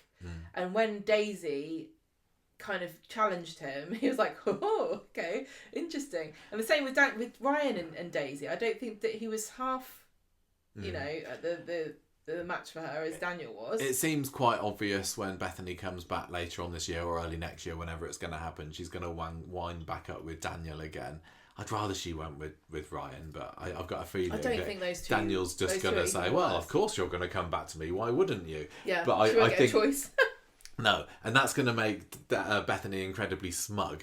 I mean, she shouldn't go back to Daniel after the way he's treated her, but I think she probably will. And I wonder how much Daisy will be brought up in conversation, and she'll be like, "Oh well, I'm not as good as Bethany, am I?" She's going to accuse him of pining after Daisy, and he probably will be. And I wonder how much Bertie will remember Poor Daisy Bertie. going into the future as well, because I think that Daniel Osborne is going to stay in Corrie as long as Rob wants to stay in Corrie, and I think that Corrie needs to do that utmost best to keep hold of Rob, because he is amazing and he is Barlow lineage. So then Bertie should also be in the show. I'm just going to say Coronation Street has now put his cards on the table as far as recasting goes, that it doesn't matter if anyone says, I don't want to be in the show anymore. If you're an important enough character, they will just give it a break and then recast you. Yeah. If they want to bring you back for a reason and you're not available, that's true. tough. That's true. I don't think there are many people on the show that would not get recast. I think it would be... I think William Roach is probably a big one. I think that they would be absolutely crazy to let Daniel go. But, because if he Rob wants... Mallard, I can't imagine anyone else being in, because he is just so It's perfect. neurotically Daniel. Yes. So Bertie's going to stay in the show, surely. Well, we said that about Simon. Yeah, I know. But I do think Simon's going to get I wonder whether Bertie will still have his loyalties to Daisy, because I think that Bertie did like Daisy more than he liked having Bethany as a mum, and Bethany's not particularly mummy material either, like you said. Yeah, I say don't be a child on Corrie, because it's a very precarious notion. I just wish that Daisy had more of a chance to spread her wings more, because I said towards the beginning that she came in during COVID and she was stuck in the Rovers for the first year, where she could only interact with Jenny and Johnny for a bit, and Ryan I think was there for a little while, and she never really spread her wings too far outside of the street. And I really loved some of the scenes that she had with David. Do you remember when he was getting rid of Max's hoodie around the back of the factory a couple of months ago after the fire? Yeah, it was weird seeing her speak to somebody without asking him. And I think they had a bit of a flirty moment in her early years of the show as well. I would have liked to have seen her getting out there and interacting more. Well, you've got this quote from Charlotte Jordan, haven't you? From She said it herself in December 23. She said, selfishly, I'd like to get some scenes with more of the Platts. She did. Well, I mean, she was mixed up in the Platts with the whole hitting Shona with a car thing. Yeah. She said, start throwing Daisy into different social circles on the show. I've been asking them to make Daisy and Todd pals for yonks. Me just desperately trying to get Daisy some friends. Well, nobody gets friends on the street, unfortunately. I would have loved to have seen Daisy and Todd. Daisy and Todd. Do you know what? Daisy would have have been told Todd the truth about Theo. Yes, she would. Good for you. She would. But they could have been a really brilliant scheming pair together. And I think Gareth Pierce Todd isn't quite so devious as Bruno Langley Todd was. But can you imagine Daisy sitting, her and Todd both drinking their lady petrol, and Daisy just being agog as Todd gets drunker and drunker and delves deeper into his past and all of the schemes and the things he got into, and then she's kind of like baffled, like, I can't believe what I'm hearing, and then he says, did I ever tell you about what happened with me and Pat Phelan? And she's like, right, open another bottle please, I need to hear this. Yeah, I mean, we got something similar with Tracy and Todd, didn't we, when they were at the flower shop together? They worked fantastic. Brilliantly off together, and I do like the idea of this, but yeah, I wonder whether they ever actually had a scene together, or at least one of any substance. But it's not necessarily. Todd needs a bitchy girlfriend, doesn't he? He does. It isn't necessarily the end of Daisy. She may well come back sometime. I think, as part of her exit interview, she was like, oh, it's just goodbye. But they all say that, don't they? It depends on whether she is whisked away in the TARDIS or any other huge show that's going to rocket her into superstardom that I think she deserves. But I would obviously love her to come back to Coronation Street one of these days. You got Jenny's there. You got Daniel's still going to be there for the foreseeable. Ryan is pretty much, I can't see him going anytime soon, although he could. I think Corrie would have her back in a heartbeat if she decided, I've spread my oats around the world, but Weatherfield's my home. Bali. I don't know if we said she went to Bali, but she did. Sorry, I thought it was, when I said spread my oats, I thought you were saying she spread her barley. Men spread oats and women spread barley, and I'm sorry, but that's just the way God made us. She's just going to end up teaming up with Kate Connor and Sophie, and then it'll come back together. And they'll be like, oh, if only Maddie was here. Yeah. Anyway, that's the end of Daisy. I think after this very epic character profile, we've squeezed every ounce of her. I was looking at the timer going, oh, this is about a normal episode length, that's fine. And then I was like, no, this is a bonus episode. Not for a character profile, it's not. And it feels like so much was rushed. I know, we really there were didn't bits get that into we it. really could have delved into a lot more deeply, but I haven't got the energy for it, to be honest. I don't think people are going to listen to 5-hour long days. I know there's some people will. Definitely some lovely girlies out there and some guys who would listen to that, but this has got to be a democratic podcast, so we've made it so that everyone's unhappy by doing too long for some people and too short for others. Yeah, but please do write in and tell us your favourite Daisy memories if you've got some. What have we missed? What have we skipped over? What have we not explained well enough? Do you ship Daniel and Bethany and you want to tell me what's what? Whatever. Yeah, write into us at conversationstreet@gmail.com or put some comments in the comments box if you listen to this on YouTube or whatever. Remember to like and subscribe. Oh yes, definitely do that. I'm just couldn't sad. say nicer things. I couldn't say nicer things about her. She's bloody brilliant.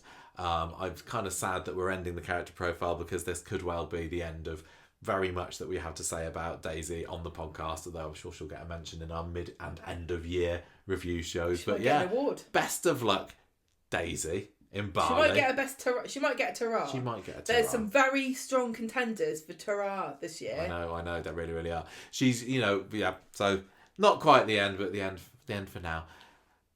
Oh well. Should we finish? Should we have our dinner? Sorry, Daisy. We love you. We're Don't so glad. Sorry. Sorry that you're gone. Oh yeah, sorry that you're gone. Definitely. Yeah. Yeah. Anyway. See you next time. See ya. Ta-ra.